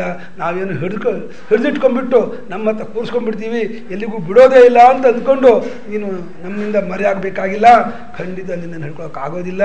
ನಾನು ಹಿಡ್ಕೊಳ್ಳೋಕ್ಕೂ ನಾವು ಹೊರಟಿಲ್ಲ. ನಿನ್ನ ಜೊತೆಯಲ್ಲಿರಬೇಕು, ನಿನ್ನ ಸಹವಾಸ ಆಗಬೇಕು, ನಿನ್ನ ದರ್ಶನ ಆಗ್ತಾ ಇರಬೇಕು ಅನ್ನೋ ಒಂದೇ ಕಾರಣಕ್ಕೆ ನಾನು ನಿಮ್ಮನ್ನು ಪ್ರಾರ್ಥನೆ ಮಾಡ್ಕೊಳ್ತಾ ಇದ್ದೀವಿ. ಮರೆಯಾಗಬೇಡ ಅಂತ ಬಹಳವಾಗಿ ಆರ್ತತೆಯಿಂದ ಕೇಳ್ಕೊಳ್ತಾ, ವಿರಚಿತ ಭಯಂ ವೃಷ್ಟಿಧುರ್ಯತೆ ಚರಣಮೀಯುಷಾಂ ಸಂಸುತೇರ್ಭಯಾತ್ ಕರ ಸರೋರುಹಂ ಕಾಂತ ಕಾಮದಂ ಶಿರಸಿ ದೇಹಿನಃ ಶ್ರೀಕರಗ್ರಹಂ. ಪರಮಾತ್ಮ, ಎಂಥೆಂಥ ಸಂದರ್ಭದಲ್ಲಿ ನಮ್ಮನ್ನು ಕಾಪಾಡಿದೆ. ನೀನು ಕಾಡಿಗಿಚ್ಚು ಬಂದಾಗ ನಮ್ಮನ್ನು ಕಾಪಾಡಿದೆ. ಊರಿಗೆಲ್ಲ ಫ್ಲಡ್ ಆಗಿತ್ತು, ನೀರು ತುಂಬೋಗಿತ್ತು, ಬಹಳ ಮಳೆ ಬಂದು ದೇವೇಂದ್ರ ಎಲ್ಲವನ್ನು ಮುಳುಗಿಸ್ಬಿಟ್ಟಿದ್ದ. ಆ ಸಂದರ್ಭದಲ್ಲಿ ಕಾಪಾಡಿದೆ. ಎಲ್ಲ ಸಂದರ್ಭದ ಅಭಯವನ್ನು ಕೊಟ್ಟಂತಹ ನೀನು ಈಗ ಮಾತ್ರ ಈ ಅರ್ಧರಾತ್ರಿಯಲ್ಲಿ ನಮ್ಮನ್ನು ಬಿಟ್ಟೋಗಿ ನಮ್ಮನ್ನು ಭಯಗೊಳಿಸ್ತಾ ಇದೆಯಲ್ಲ, ಇದು ನ್ಯಾಯವೇ? ಯಾಕೆ ನಮ್ಮನ್ನು ಭಯಗೊಳಿಸ್ತಾ ಇದೆಯಾ? ನೀನು ಯಾವ ಒಂದು ಕರ ಸರೋರುಹಂ, ಕೈ ಎಂಬ ಕಮಲದಿಂದ ಲಕ್ಷ್ಮಿಯನ್ನು ಪರಿಗ್ರಹ ಮಾಡಿದೆಯೋ, ಲಕ್ಷ್ಮಿಯನ್ನು ಹಿಡಿದೆಯೋ, ಅಂಥ ನಿನ್ನ ಕೈಯನ್ನು ನಮ್ಮ ತಲೆ ಮೇಲೆ ಇಡು, ಒಮ್ಮೆ ನಮ್ಮ ತಲೆ ಮೇಲೆ ಬಿಟ್ಟು ನಮ್ಮನ್ನು ಉದ್ಧಾರ ಮಾಡು ಅಂತ ಹೇಳಿಬಿಟ್ಟು ಎಂಥ ಒಂದು ಆರ್ತತೆಯಿಂದ ಆ ಗೋಪಿಕಾಸ್ತ್ರೀಯರು ತಮ್ಮ ಸರ್ವಾತ್ಮ ಭಾವವನ್ನು ಒಪ್ಪಿಸ್ಕೊಳ್ತಾ ಇದ್ದಾರೆ ಅನ್ನೋದನ್ನು ಗುರುಗಳು ಒಂದೊಂದು ಶ್ಲೋಕವನ್ನು ಅಲ್ಲಿನ ಭಾಗ ಆ ಗೋಪಿಕಾ ಗೀತೆಯನ್ನು ತೆಗೆದುಕೊಂಡ್ಬಿಟ್ಟು ಅವರ ಏಕಾತ್ಮತೆ ಯಾವ ರೀತಿ ಇತ್ತು, ಅವರ ಸರ್ವಾತ್ಮತೆ ಯಾವ ರೀತಿ ಇತ್ತು ಅನ್ನೋದನ್ನು ಗೊತ್ತುಪಡಿಸ್ತಾ ಇದ್ದಾರೆ.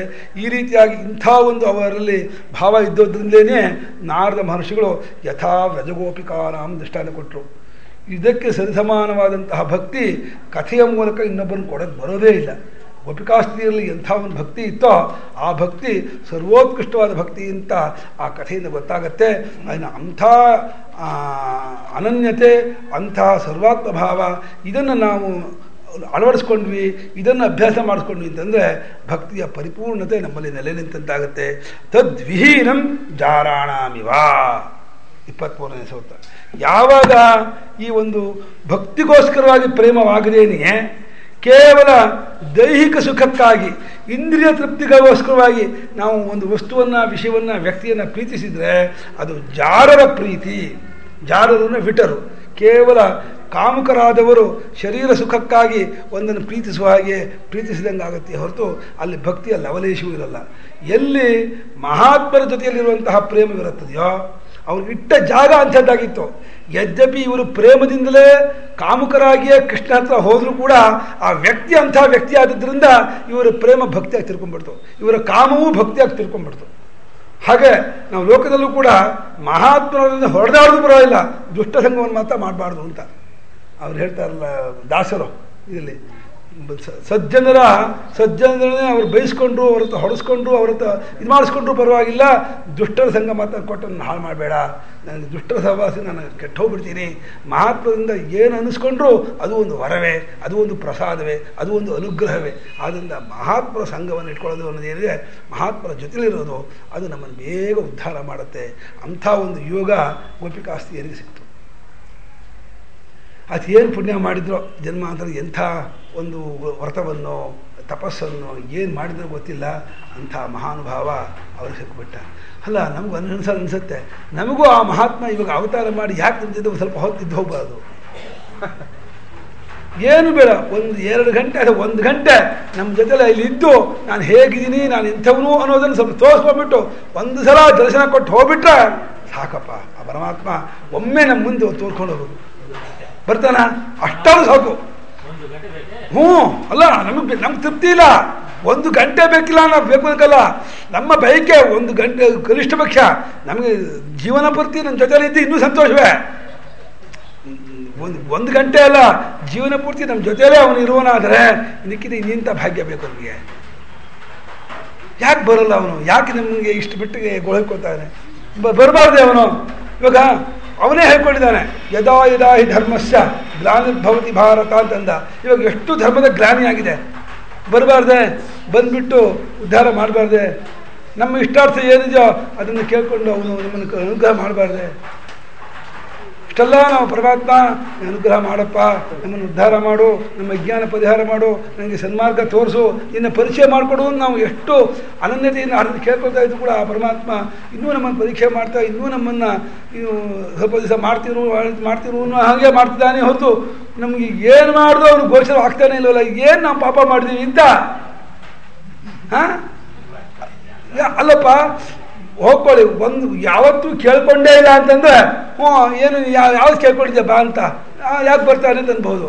ಇವಾಗ ಒಂದು ಮಗು ತಿಳುವಳಿಕೆ ಕೇಳ್ತೇನೆ, ಒಂದು DDT ತಿನ್ನೋಕೆ ಹೋದರೆ, DDT ತಿನ್ನೋಕೆ ಹೋದರೆ, ಅದು ಏನೋ ವಿಷದ ಬಾಟ್ಲಿ ಇಟ್ಟಿದ್ರೆ ಅದನ್ನು ತಗೊಳಕ್ಕೆ ಹೋದರೆ ತಾಯಿ ಸುಮ್ಮನೆ ಬಿಡ್ತಾಳ? ನೋಡ್ತಾ ಇರೋ ತಾಯಿ. ಹಾಗೆ ಪರಮಾತ್ಮನ ಮಕ್ಕಳು ನಾವು.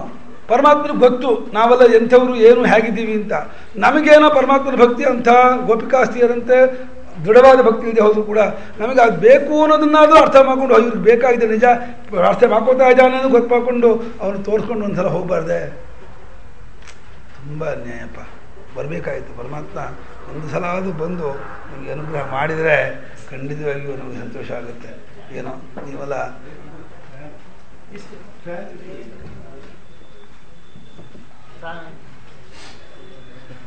ಬೇಕಾ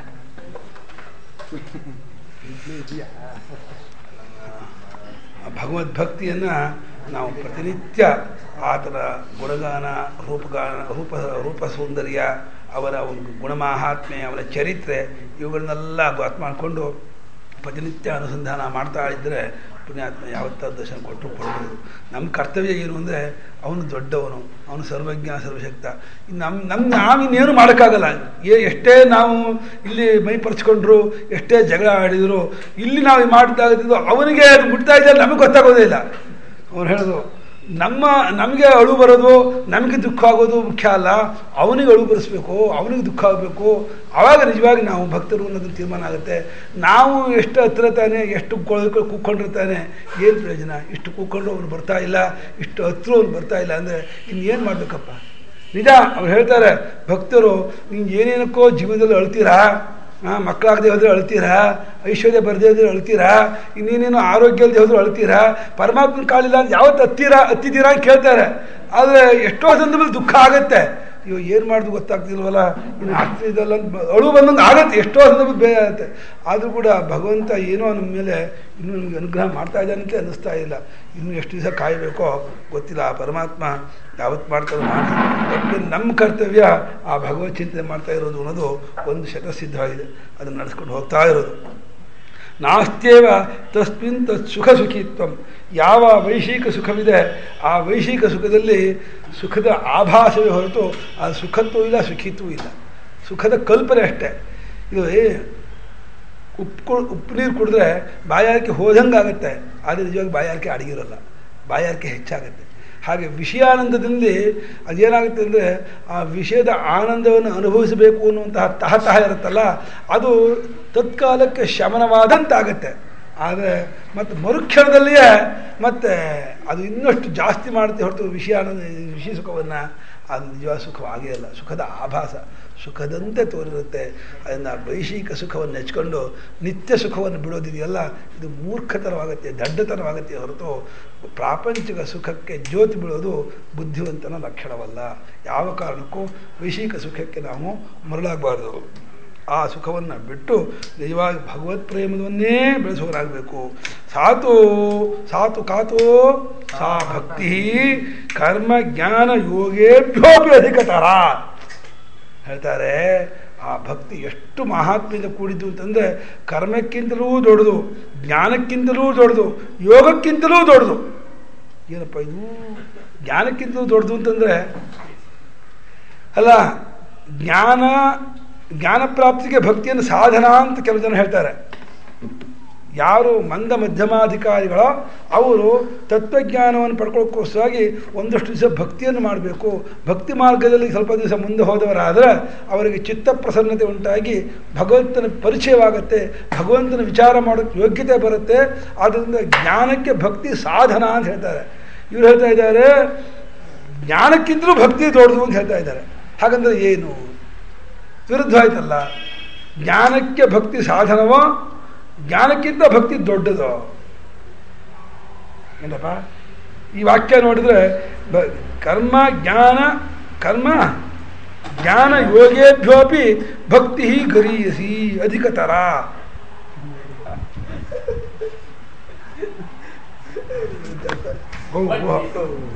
ಇಲ್ಲಪ್ಪ ಆಗಿರಪ್ಪ ಫಲ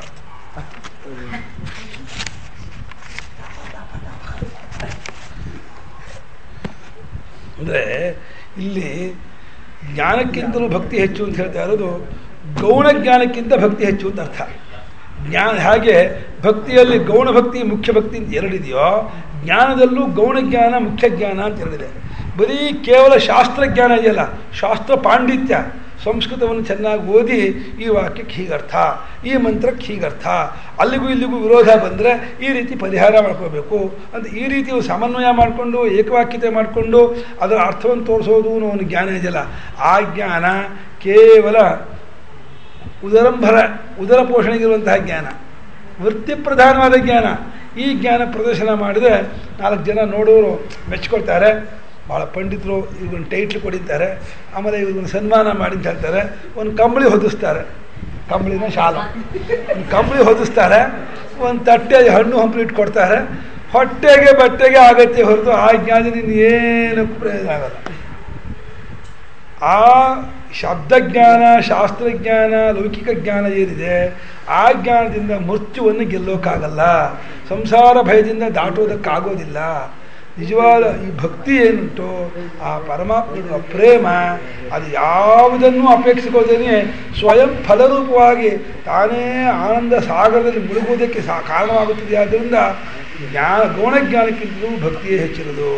ಕರ್ಮಕ್ಕಿಂತಲೂ ಕರ್ಮದ ಕರ್ಮತ್ವ ಭಕ್ತಿಯಿಂದ ಬರೋದು. ಯಾವ ಕರ್ಮದಲ್ಲಿ ಪ್ರೇಮವೇ ಇಲ್ಲವೋ ಆ ಕರ್ಮ ಸುಮ್ಮನೆ ಯಾಂತ್ರಿಕ ಚೇಷ್ಟೆ. ಫ್ಯಾಕ್ಟ್ರಿಯಲ್ಲಿ ಎಲ್ಲ ಇದು ತಿರುಗ್ತಾ ಇರುತ್ತೆ, ಚಕ್ರಗಳು ತಿರುಗ್ತಾ ಇರುತ್ತವೆ, ಮಿಷನ್ ಕೆಲಸ ಮಾಡುತ್ತೆ, ಮೋಟ್ರ್ ಓಡ್ತಾ ಇರುತ್ತೆ, ಮೋಟ್ರ್ ಓಡುತ್ತೆ, ಫ್ಯಾನು ತಿರುಗತ್ತೆ, ಚಕ್ರಗಳು ತಿರುಗತ್ತೆ, ಇನ್ನೇನೋ ಯಂತ್ರಗಳು ವ್ಯಾಪಾರ ಮಾಡುತ್ತೆ. ಅಂದರೆ ಆ ವ್ಯಾಪಾರಕ್ಕೆ ಏನು ಫಲ? ಯಂತ್ರ ವ್ಯಾಪಾರಕ್ಕೆಲ್ಲ ಫಲ ಇದೆಯಾ? ಯಂತ್ರ ವ್ಯಾಪಾರಕ್ಕೆ ಏನು ಫಲ ಇಲ್ಲ. ಯಾಕೆಂದರೆ ಭಕ್ತಿಭಾವ ಇಲ್ಲ. ಭಕ್ತಿಭಾವ ಇದ್ದರೆ ಆ ಒಂದು ಕರ್ಮಕ್ಕೆ ಪ್ರಯೋಜನ ಬರುತ್ತೆ. ಕೇವಲ ಇಲ್ಲಿ ಭಕ್ತಿಯು ಕರ್ಮಕ್ಕಿಂತ ದೊಡ್ಡದು ಅಂತ ಹೇಳುವಾಗ ಭಕ್ತಿಭಾವ ವರ್ಜಿತವಾದ ಕರ್ಮಕ್ಕಿಂತ ಭಕ್ತಿ ದೊಡ್ಡದು ಅಂತ ಅರ್ಥ. ಇನ್ನೊಂದೇನು ಅಂದರೆ ಭಕ್ತಿ ಅನ್ನೋದು ಒಂದು ರೀತಿ ಸ್ವತಂತ್ರವಾಗಿರೋದು ಅಲ್ಲೇ ಅಲ್ಲ, ಎಲ್ಲದರಲ್ಲೂ ಸೇರ್ಕೊಂಡು ಇದ್ದೇ ಇರುತ್ತೆ. ಅದು ನೀವು ಏನನ್ನಾದರೂ ಶ್ರದ್ಧೆಯಿಂದ ಮಾಡಬೇಕಾದ್ರೆ ಅಲ್ಲಿ ಭಕ್ತಿ ಇದ್ದೇ ಇರುತ್ತೆ. ಒಂದು ಗುಡಿಸುವಾಗಲೂ ಕೂಡ ನೀವು ಶ್ರದ್ಧೆ ಇಟ್ಟು ಗುಡಿಸಿದರೆ ಅಲ್ಲಿ ಆ ಗುಡಿಸೋ ಕ್ರಿಯೆ ಹಿನ್ನೆಲೆಯಾಗಿ ಅಲ್ಲಿ ಪ್ರೇಮ, ಒಂದು ಶ್ರದ್ಧೆ, ಒಂದು ಏಕಾಗ್ರತೆ ಅನ್ನೋದು ಇದ್ದೇ ಇರುತ್ತೆ. ನಿಮ್ಗೆ ಆಸಕ್ತಿ ಇಲ್ಲದೆ ಹೋದ ಕೆಲಸ ಮಾಡೋಕ್ಕಾಗತ್ತಾ? ಯಾವುದಾದ್ರೂ ಒಂದು ಕೆಲಸ ಮಾಡಬೇಕಾದ್ರೆ ಅಲ್ಲೊಂದು ಆಸಕ್ತಿ ಬೇಡವಾ? ಆ ಆಸಕ್ತಿ ಅನ್ನೋದೇನು? ಆಸಕ್ತಿಯ ಭಕ್ತಿ ಅಂದರೆ ಶಬ್ದ ಕ್ರಿಯೆಯಲ್ಲಿ ಇಟ್ಟಂತಹ ಪ್ರೇಮಕ್ಕೆ ಆಸಕ್ತಿ ಹೆಸರು. ಆದರೆ ಕ್ರಿಯೆಗಾಗಿ ಕ್ರಿಯೆಯೋ ಮತ್ತೊಂದಕ್ಕಾಗಿ ಈ ಕ್ರಿಯೆಯೋ ನಾವು ದೇವಸ್ಥಾನವನ್ನು ಗುಡಿಸುವಾಗ ದೇವಸ್ಥಾನ ಸಾರಿಸುವಾಗ ಈ ನೆಲ ಶುದ್ಧವಾಗಲಿ ಅನ್ನೋಕ್ಕೋಸ್ಕರ ಮಾಡ್ತೀವೋ ಈ ದೇವತಾ ಸಾನ್ನಿಧ್ಯ ಭಗವಂತನ ಸಾನ್ನಿಧ್ಯದಲ್ಲಿ ಎಲ್ಲರೂ ಶುಚಿಯಾಗಿರಬೇಕು, ಇಲ್ಲಿ ಬಂದವರಿಗೆಲ್ಲ ಮನಸ್ಸು ಪ್ರಸನ್ನವಾಗಬೇಕು, ಇಲ್ಲಿ ಭಕ್ತಿ ಜ್ಞಾನಗಳು ಉಕ್ಕಬೇಕು ಅನ್ನೋ ಉದ್ದೇಶದಿಂದ ನಾವು ಮಾಡ್ತಿರೋದು.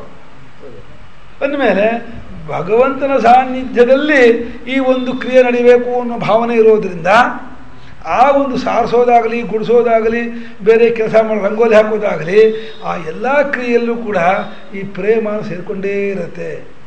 ಪ್ರೇಮವಿಲ್ಲದ ಕ್ರಿಯೆ ಇಲ್ಲ, ಆಸಕ್ತಿ ಇಲ್ಲದೆ ಇರೋ ಚೇಷ್ಟೆ ಇಲ್ಲ. ಆಸಕ್ತಿ, ಪ್ರೇಮ, ತನ್ಮಯತೆ, ಅಲ್ಲಿ ಅನುರಾಗ ಎಲ್ಲವೂ ಕೂಡ ಪ್ರೇಮ ವೃತ್ತಿಗೆ ಹೆಸರು. ಆದರೆ ಈ ಎಲ್ಲ ಜಾಗದಲ್ಲೂ ಭಗವಂತನ ಸಂಬಂಧ ಇದ್ದರೆ ಮಾತ್ರ ಅದು ಭಕ್ತಿಯ ಶಬ್ದವನ್ನು ತಗೊಳ್ಳುತ್ತೆ. ಹಾಗಾಗಿ ಕರ್ಮಕ್ಕಿಂತಲೂ ಕೇವಲವಾದ ಚೇಷ್ಟಾರೂಪವಾದ ಕರ್ಮಕ್ಕಿಂತಲೂ ಭಕ್ತಿ ದೊಡ್ಡದೆ, ಈ ಶಾಸ್ತ್ರ ಜ್ಞಾನಕ್ಕಿಂತಲೂ ಭಕ್ತಿ ದೊಡ್ಡದೆ. ಇನ್ನು ಯೋಗ ಇದೆಯಲ್ಲ, ಯೋಗದಿಂದ ಕೆಲವು ಸಿದ್ಧಿಗಳಾಗುತ್ತವೆ. ಆದರೆ ಆ ಸಿದ್ಧಿಯಿಂದ ಏನಾದಂಗಾಯ್ತು? ಸಿದ್ಧಿಗೋಸ್ಕರವಾಗಿ ಯೋಗವು ಭಗವಂತನ ಸೇರ್ಕೊಳಕ. ಯೋಗ ಅನ್ನೋ ಶಬ್ದಕ್ಕರ್ಥ ಕೂಡೋದು ಅಂತ ಅರ್ಥ. ಯುಜುರ್ ಯೋಗೆ ಅನ್ನುವಂತಹ ಒಂದು ಕ್ರಿಯಾಪದದಿಂದ ಬಂದಂತಹ ಶಬ್ದ. ಯೋಗದ ಯೋಗತ್ವ ಪರಮಾತ್ಮನನ್ನೇ ಸೇರ್ಕೊಳ್ಳೋದ್ರಿಂದ ಬಂದಿರೋದು. ಯಾವ ಯೋಗ ಪರಮಾತ್ಮನನ್ನೇ ಸೇರಿಸೋದಿಲ್ವೋ ಅದು ದುರ್ಯೋಗ, ಅದು ಯೋಗವೇ, ಅದು ಕುಯೋಗ. ಅದಕ್ಕೆ ಯೋಗ ಆಗತ್ತೆ. ಕರ್ಮ ಯೋಗ ಅಂದ್ರೇನೋ ಕರ್ಮದಿಂದ ಭಗವಂತನ ಹೋಗಿ ಸೇರೋದು ಅಂತ ಅರ್ಥ. ಧ್ಯಾನ ಯೋಗ ಅಂದ್ರೇನೋ ಧ್ಯಾನ ಕ್ರಿಯೆಯಿಂದ ಪರಮಾತ್ಮನಲ್ಲಿ ಒಂದಾಗುವುದು ಅಂತ ಅರ್ಥ. ಭಕ್ತಿ ಯೋಗ ಅಂದ್ರೇನೋ ಪ್ರೇಮದಿಂದ ಪರಮಾತ್ಮನಲ್ಲಿ ಒಂದಾಗುವುದು ಅಂತ ಅರ್ಥ. ಜ್ಞಾನ ಯೋಗ ಅಂದ್ರೆ ಏನರ್ಥ? ವಿವೇಕದಿಂದ ವಿಚಾರದಿಂದ ಪರಮಾತ್ಮನಲ್ಲಿ ಸೇರ್ಕೊಳ್ಳೋದು ಅಂತ. ಪರಮಾತ್ಮನೇ ಸಂಬಂಧವಾದರೆ ಅದು ಯೋಗ, ಇಲ್ಲಿ ಅದು ವಿಯೋಗವೇ. ಅದೊಂದು ರೀತಿ ವಿರಹವೇ, ಅದೊಂದು ರೀತಿ ದುಃಖವೇ. ಅದು ಯಾವ ಕಾರಣದಿಂದ ಅದು ಯೋಗ ಅನಿಸ್ಕೊಳ್ಳೋದಿಲ್ಲ. ಆ ಪರಮಾತ್ಮನೇ ಸೇರಿದಾಗ ಎಲ್ಲ ವಿಯೋಗವೂ ಆಗತ್ತೆ. ಯಾವ ವಿಯೋಗ ಆಗುತ್ತೆ? ಅಜ್ಞಾನ ವಿಯೋಗ ಆಗುತ್ತೆ, ಕರ್ಮ ವಿಯೋಗವಾಗುತ್ತೆ, ಸಂಸಾರ ಬಂಧನ ವಿಯೋಗವಾಗುತ್ತೆ, ಸಮಸ್ತ ದುಃಖಗಳ ವಿಯೋಗವಾಗುತ್ತೆ, ಅನರ್ಥಗಳೆಲ್ಲ ಪರಿಹಾರವಾಗುತ್ತೆ. ತಂ ವಿದ್ಯಾತ್ ದುಃಖ ಸಂಯೋಗ ವಿಯೋಗಂ ಯೋಗ ಸಂಗೀತಂ ಅಂತ. ನಿಜವಾಗಿ ಪರಮಾತ್ಮನೇ ಸೇರಿಕೊಳ್ಳೋದು ಯೋಗ ಅಂತ ಅರ್ಥ ಕೊಟ್ಟು ಆ ಯೋಗ ಎಲ್ಲವನ್ನೂ ಬಿಡಿಸೋದ್ರಿಂದ ವಿಪರೀತ ಲಕ್ಷಣದಿಂದ ಯೋಗ ಅಂತ ಕರೆದ್ವಿ ಅಂದರು. ಅಮಂಗಳವಾರವನ್ನು ಮಂಗಳವಾರ ಅಂತ ಯಾಕೆ ಕರೀತಾರೋ? ಮಂಗಳವಾರ ಅಂದ್ರೆ ಏನು? ಸ್ವಾಮಿ ಮಂಗಳವಾರ ಅಂದಮೇಲೆ ಯಾಕೆ ಮದುವೆ ಮಾಡಬಾರ್ದು? ಮಂಗಳವಾರ ದಿವಸ ಯಾಕೆ ಉಪನಯನ ಮಾಡಬಾರ್ದು? ಮಂಗಳವಾರ ಅಂತ ಹೇಳ್ತೀರಿ, ಅವತ್ತು ಉಪನಯನ ಮಾಡಬಾರ್ದು, ಮುಂಜಿ ಮಾಡಬಾರ್ದು, ಇದು ಮದುವೆ ಮಾಡಬಾರ್ದು, ನಾಮಕರಣ ಮಾಡಬಾರ್ದು, ಒಳ್ಳೊಳ್ಳೆ ಶುಭ ಕೆಲಸವನ್ನು ಮಂಗಳವಾರ ಮಾಡಬಾರ್ದು ಅಂತಿರಲ್ಲ. ಮಂಗಳವಾರ ಅಂತ ಹೆಸರಿದ್ದು ಇರುವಾಗ ಯಾಕೆ ಮಾಡಬಾರ್ದು ಅಂತಂದರೆ, ಇಲ್ಲಪ್ಪ ಅಮಂಗಳವಾರ ಅಂತ ಹೇಳಬಾರ್ದು ಅನ್ನೋಕ್ಕೋಸ್ಕರವಾಗಿ ಅದನ್ನು ಮಂಗಳವಾರ ಅಂತ ಹೇಳ್ತಾ ಇದ್ದೀವಿ ಹೊರತು ಅದು ಮಂಗಳವಾರ ಅಲ್ಲ. ಹಾಗೆ ಅಮಂಗಳವಾರ ಅಂತ ಹೇಳಬಾರ್ದು. ಮನೇಲಿ ಅರಿಶಿನ ಕುಂಕುಮ ಖಾಲಿಯಾಗಿದ್ದರೆ ಕುಂಕುಮ ಹೆಚ್ಚಿದೆ, ಅರಿಶಿನ ಹೆಚ್ಚಿದೆ ಅಂತಾರೆ. ಖಾಲಿ ಆಗಿದೆ ಅಂತ ಹೇಳೋದ? ಅಂಗಡಿನ ಮುಗ್ದಾಗುತ್ತಲ್ಲಪ್ಪ, ಹೆಚ್ಚಿದ ಬೇಕಾದ್ರೆ ಯಾಕೆ ಪಟ್ಟಿಗೆ ಹಾಕಿದ್ದೀರಾ? ಸಾಮಾನು ಲೀಸ್ಟ್ ಮಾಡಬೇಕಾದ್ರೆ ಅರಿಶಿನ ಕುಂಕುಮ ಅಂತ ಹಾಕ್ತಾರೆ. ಅರೆ ಅರಿಶಿನ ಕುಂಕುಮ ಹೆಚ್ಚಿದೆ ಅಂದ್ಬಿಟ್ಟು ನೀವು ತರಿಸ್ತಾ ಇದ್ದೀರಲ್ಲ ಅಂದರೆ ಹೆಚ್ಚಿದೆ ಅಂತ ಹೇಳಬೇಕು. ಕುಂಕುಮ ಖಾಲಿ ಆಯಿತು ಅಂತ ಹೇಳಬಾರ್ದು, ಅರಿಶಿನ ಖಾಲಿ ಆಯಿತು ಅಂತ ಹೇಳಬಾರ್ದು. ಹಾಗೆ ಹೇಳೋದೇ ಓಮೆ. ಅದು ಓಮೆ ಶಾಸ್ತ್ರ. ಹಾಗೆ ಓಮೆ ಶಾಸ್ತ್ರ ಪಾಲನೆ ಮಾಡಬೇಕು. ದೊಡ್ಡವರು ಹಾಗೆ ಹಿಡ್ಕೊಂಡು ಬಂದಿದ್ದಾರೆ. ಹಾಗೆ ಈ ಎಲ್ಲ ದುಃಖವನ್ನು ವಿಯೋಗಪಡಿಸುವ, ಎಲ್ಲ ಅಜ್ಞಾನ ಕಾಮವನ್ನು ಪರಿಹಾರಪಡಿಸುವ ಪರಮಾತ್ಮನ ಸಂಬಂಧವನ್ನು ಒಂದು ಕಡೆಯಿಂದ ವಿಯೋಗ ಅಂತ ಹೇಳ್ಬೋದು. ಪರಮಾತ್ಮನನ್ನೇ ಕೂಡಿಸೋದ್ರಿಂದ ಇವುಗಳಿಗೆ ಯೋಗ ಹೆಸರು ಬಂದಿದೆ. ಹಾಗಾಗಿ ಯೋಗದ ಯೋಗತ್ವ ಪರಮಾತ್ಮನನ್ನು ಮುಟ್ಟಿಸೋದ್ರಿಂದ ಇದು ಅಂತಾದ್ದರಿಂದ ಆ ಒಂದು ಮುಟ್ಟಿಸುವಿಕೆ ಆ ಭಕ್ತಿಶಾಸ್ತ್ರಕ್ಕೆ ಸ್ವತಂತ್ರವಾಗಿದೆ. ಆದ್ದರಿಂದ ನಿಜವಾದಂತಹ ಯೋಗ ಭಕ್ತಿಯೇ ಆಗಿದೆ, ನಿಜವಾದ ಕರ್ಮ ಭಕ್ತಿಯೇ ಆಗಿದೆ, ನಿಜವಾದ ಜ್ಞಾನವೂ ಭಕ್ತಿಯೇ ಆಗಿದೆ. ಜ್ಞಾನದಲ್ಲೂ ಕರ್ಮದಲ್ಲೂ ಯೋಗದಲ್ಲೂ ಭಕ್ತಿ ಸೇರಿಕೊಂಡ್ರೆ ಆ ಜ್ಞಾನ ಕರ್ಮ ಭಕ್ತಿಗಳಿಗೆ ಬೆಲೆ. ಭಕ್ತಿ ರಹಿತವಾದರೆ ಸಕ್ಕರೆಯಲ್ಲಿರೋ ಹಿಟ್ಟಂಗೆ ಆಗಿಬಿಡುತ್ತೆ. ಮೈಸೂರು ಪಾಕ ಮಾಡಿದ್ದಾರೆ, ಅದು ಸಕ್ಕರೆನೇ ಹಾಕಿಲ್ಲ, ಶುಗರ್ಲೆಸ್ ಜಾಮೂನು ಮಾಡಿದ್ದಾರೆ, ಶುಗರ್ಲೆಸ್ ಸುಮ್ಮನೆ ಮಾಡಿದ್ದಾರೆ. ಮೈಸೂರು ಪಾಕ ಮಾಡಿದ್ದಾರೆ, ಬರೀ ಹಿಟ್ಟನ್ನು ಆಯ್ಕೆ ಮಾಡಿಬಿಟ್ಟಿದ್ದಾರೆ. ತಿನ್ನಕ್ಕಾಗತ್ತಾ? ಸಕ್ಕರೆ ಇದ್ರೆ ಪಾಕ. ಅದೇ ಭಕ್ತಿ ಸೇರಿದ್ರೆ ಅದಕ್ಕೊಂದು ಬೆಲೆ, ಅದಕ್ಕೊಂದು ಸ್ಥಾನಮಾನ. ಹಾಗಾದ್ದರಿಂದ ಎಲ್ಲಕ್ಕಿಂತ ಭಕ್ತಿಯೇ ದೊಡ್ಡದು. ಈ ಭಕ್ತಿ ಅನ್ನೋದು ಸಮಸ್ತದಲ್ಲೂ ಸೇರಿಕೊಂಡಿರುವಂತಹ ಒಂದು ವಿಶಿಷ್ಟವಾದಂತಹ ಇದು ಶಾಸ್ತ್ರಗಳಲ್ಲಿ ಕರ್ಮಗಳಿಂದ ಹೆಚ್ಚಿನ ಪುರುಷಾರ್ಥ ಆಗುತ್ತೆ ವಾಕ್ಯ ಇದೆ. ಅಕ್ಷಯಗಂ ಹವೈ ಚಾತುರ್ಮಾಸ್ಯಯಾಜಿನ ಸುಕೃತಂ ಭವತಿ ಅಂತ ವಾಕ್ಯ. ಅದೇ ರೀತಿಯಾಗಿ ಜ್ಞಾನಾದೇವತು ಕೈವಲ್ಯಂ ಅಂತ ನನ್ನ ವಾಕ್ಯ. ನತಸ್ಯ ರೋಗಾ ನ ಜರಾ ನ ಮೃತ್ಯು ಪ್ರಾಪ್ತಸ್ಯ ಯೋಗಾಗ್ನಿಮಯಂ ಶರೀರಂ ಅಂತ ಶೀತಾಶಯದಲ್ಲಿ ಯೋಗ ಬಹಳ ದೊಡ್ಡದು. ಅವನಿಗೆ ಜ್ವರ ಬರಲ್ಲ, ಮುಪ್ಪು ಬರಲ್ಲ, ಮರಣ ಬರೋದಿಲ್ಲ, ಏನೇನೂ ಬರೋದಿಲ್ಲ ಅಂತ ಅವ್ರಿಗೆ ಹೇಳಿದೆ. ಹಾಗೆ ತಗುಂಹದೇವಂ ಆತ್ಮಬುದ್ಧ ಪ್ರಕಾಶಂ ಮುಮುಕ್ಷುರ್ವೈ ಶರಣವಹಂ ಪ್ರಪದ್ಯೆ ಅಂತ ಹೇಳಿ ಸಾಧಕ ಮಾರ್ಗವನ್ನು ಬಹಳ ಕೊಂಡಾಡಿದೆ. ಉಪನಿಷತ್ತುಗಳಲ್ಲಿ ಗೀತಾ ಗ್ರಂಥಗಳಲ್ಲಿ ಈ ರೀತಿ ಜ್ಞಾನವನ್ನು ಕರ್ಮವನ್ನು ಭಕ್ತಿ ಯೋಗವನ್ನು ಕೊಂಡಾಡಿರುವಾಗ ನೀವು ಭಕ್ತಿಯನ್ನು ಹ್ಯಾಕೆ ಕೊಂಡಾಡಿಬಿಟ್ರಿ ಅಂತ ಒಂದು ಪ್ರಶ್ನೆಯನ್ನು ಹಾಕೊಂಡ್ಬಿಟ್ಟು ಗುರುಗಳು ಹೇಳಿದ್ದಾರೆ. ತೇಷಾಂ ಸತತ ಭಕ್ತಾನಾಂ ಭಜತಾಂ ಪ್ರತಿಪೂರ್ವಕಂ ದದಾಮಿ ಬುದ್ಧಿಯೋಗಂತಂ ಏನ ಮಾಂಪಯಾಂತಿದೆ. ಇಂಥ ಜ್ಞಾನ ಕರ್ಮ ಉಪಾಸನಾದಿಗಳಿಂದ ಭಕ್ತಿಯೋಗವನ್ನು ಕೊಡ್ತೀನಿ ಅಂತ ಇದ್ದಾನೆ. ಇವುಗಳಿಗೆ ಫಲ ಭಕ್ತಿ ಅಂತೆ. ನಿರಂತರವಾಗಿ ಕರ್ಮ ಮಾಡೋದ್ರಿಂದ ಏನಾಗುತ್ತೆ, ಪರಮಾತ್ಮನ ಭಕ್ತಿ ಬೇರೂರುಕೊಳ್ಳುತ್ತೆ. ಭಕ್ತಿಗೋಸ್ಕರವಾಗಿ ಕರ್ಮ ಅಂತಾದ್ಮೇಲೆ ಕರ್ಮ ಸಾಧನ ಭಕ್ತಿ ಫಲ ಆಯಿತು. ಆಗ ಯಾವುದು ದೊಡ್ಡದಾಯಿತು? ಭಕ್ತಿಯೇ ದೊಡ್ಡದಾಯಿತು. ಜ್ಞಾನದಿಂದ ಭಗವಂತನ ಮುಳುಗೋದು, ಭಗವಂತನ ಅನುಭವ ಅನ್ನೋದಾಗತ್ತೆ ಅಂದಮೇಲೆ ಅನುಭವವೇ ಆನಂದ. ಆನಂದಕ್ಕಾಗಿ ಜ್ಞಾನ ಅಂದಮೇಲೆ ಜ್ಞಾನ ಸಾಧನವಾಯಿತು, ಭಕ್ತಿಯ ಫಲವಾಯಿತು. ಯಾವ ರೋಗ ರುಜಿನಾದಿಗಳನ್ನು ಪರಿಹಾರ ಮಾಡಿಕೊಂಡ್ರು ಆನಂದ ಪ್ರಾಪ್ತಿ ಆಗುತ್ತೆ ಅನ್ನೋ ಕಾರಣವಾಗಿ ಅದನ್ನು ಮಾಡ್ಕೋಬೇಕು ಅಂತ ಆದಾಗ ಅಲ್ಲೂ ಕೂಡ ಭಕ್ತಿಯ ಫಲವಾಗಿರುವ ಆನಂದಕ್ಕೆ ಅವುಗಳಿದೆ ಅಂತ ಆಯಿತು. ಗೊತ್ತು, ಯಾವಾಗಲೂ ಬೀಳ್ತಾನೆ ನೀನು ತುದಿದು ಸರ್ಕಸ್ ಮಾಡ್ತಾ ಇದ್ದೆ ಅಂದ್ಕೊಂಡಿದ್ದೆ, ಈಗಲೇ ಹೇಳಿದಿಲ್ಲ. ಆಯ್ತು, ನಿದ್ದೆ ಬಂತ?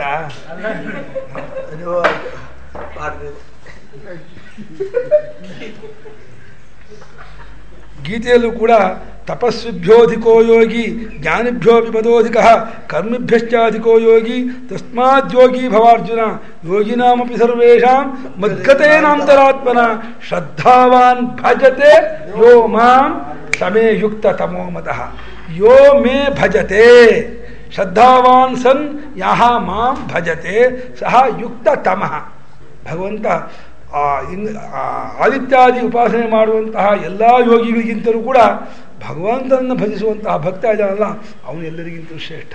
ತಪಸ್ವಿಗಿಂತಲೂ ಭಕ್ತ ಶ್ರೇಷ್ಠ, ಕರ್ಮಿಗಿಂತಲೂ ಭಕ್ತ ಶ್ರೇಷ್ಠ ಅಂಥೇಳಿ ಭಕ್ತಿಯನ್ನು ಕೊಂಡಾಡಿಬಿಟ್ಟಿದ್ದಾನೆ.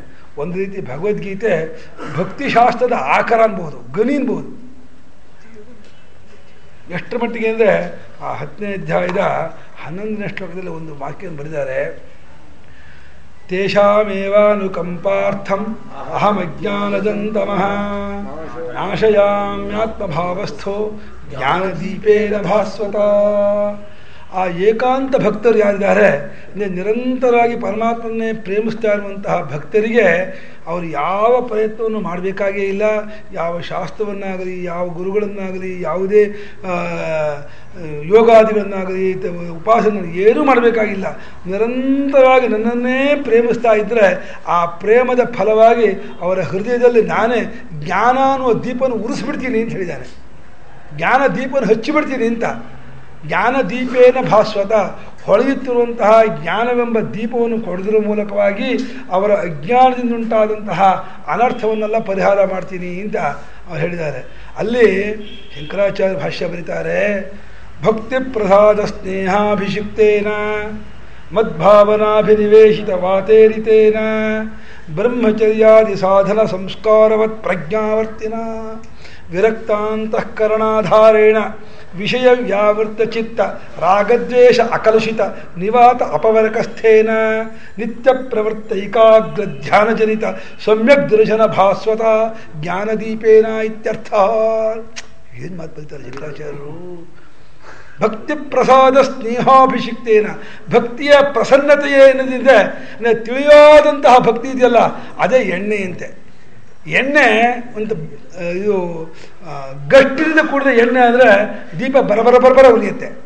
ತಿಳಿಯಾದ ಎಣ್ಣೆ ಆದರೆ ಶುದ್ಧವಾಗಿ ದೀಪ ಉಳಿಯುತ್ತೆ. ನೀವು ನೋಡಿರ್ಬೋದು ಆ ಎಣ್ಣೆ ಟಿನ್ ಇರುತ್ತಲ್ಲ, ಆ ಎಣ್ಣೆ ಡಬ್ಬ, ಅದು ಅಡಿಲಿರೋ ಎಣ್ಣೆ ಒಂಥರ ಗಟ್ಟಿಯಾಗಿರುತ್ತೆ. ಆ ಎಣ್ಣೆ ಹಾಕ್ಬಿಟ್ಟು ನೀವು ದೀಪ ಹಚ್ಬಿಟ್ರೆ ಬರ್ರ ಅಂತ ಹೀಗೆ ಉರಿಯುತ್ತೆ ದೀಪ, ಸರಿಯಾಗಿ ಉರಿಯೋಲ್ಲ ಅದು.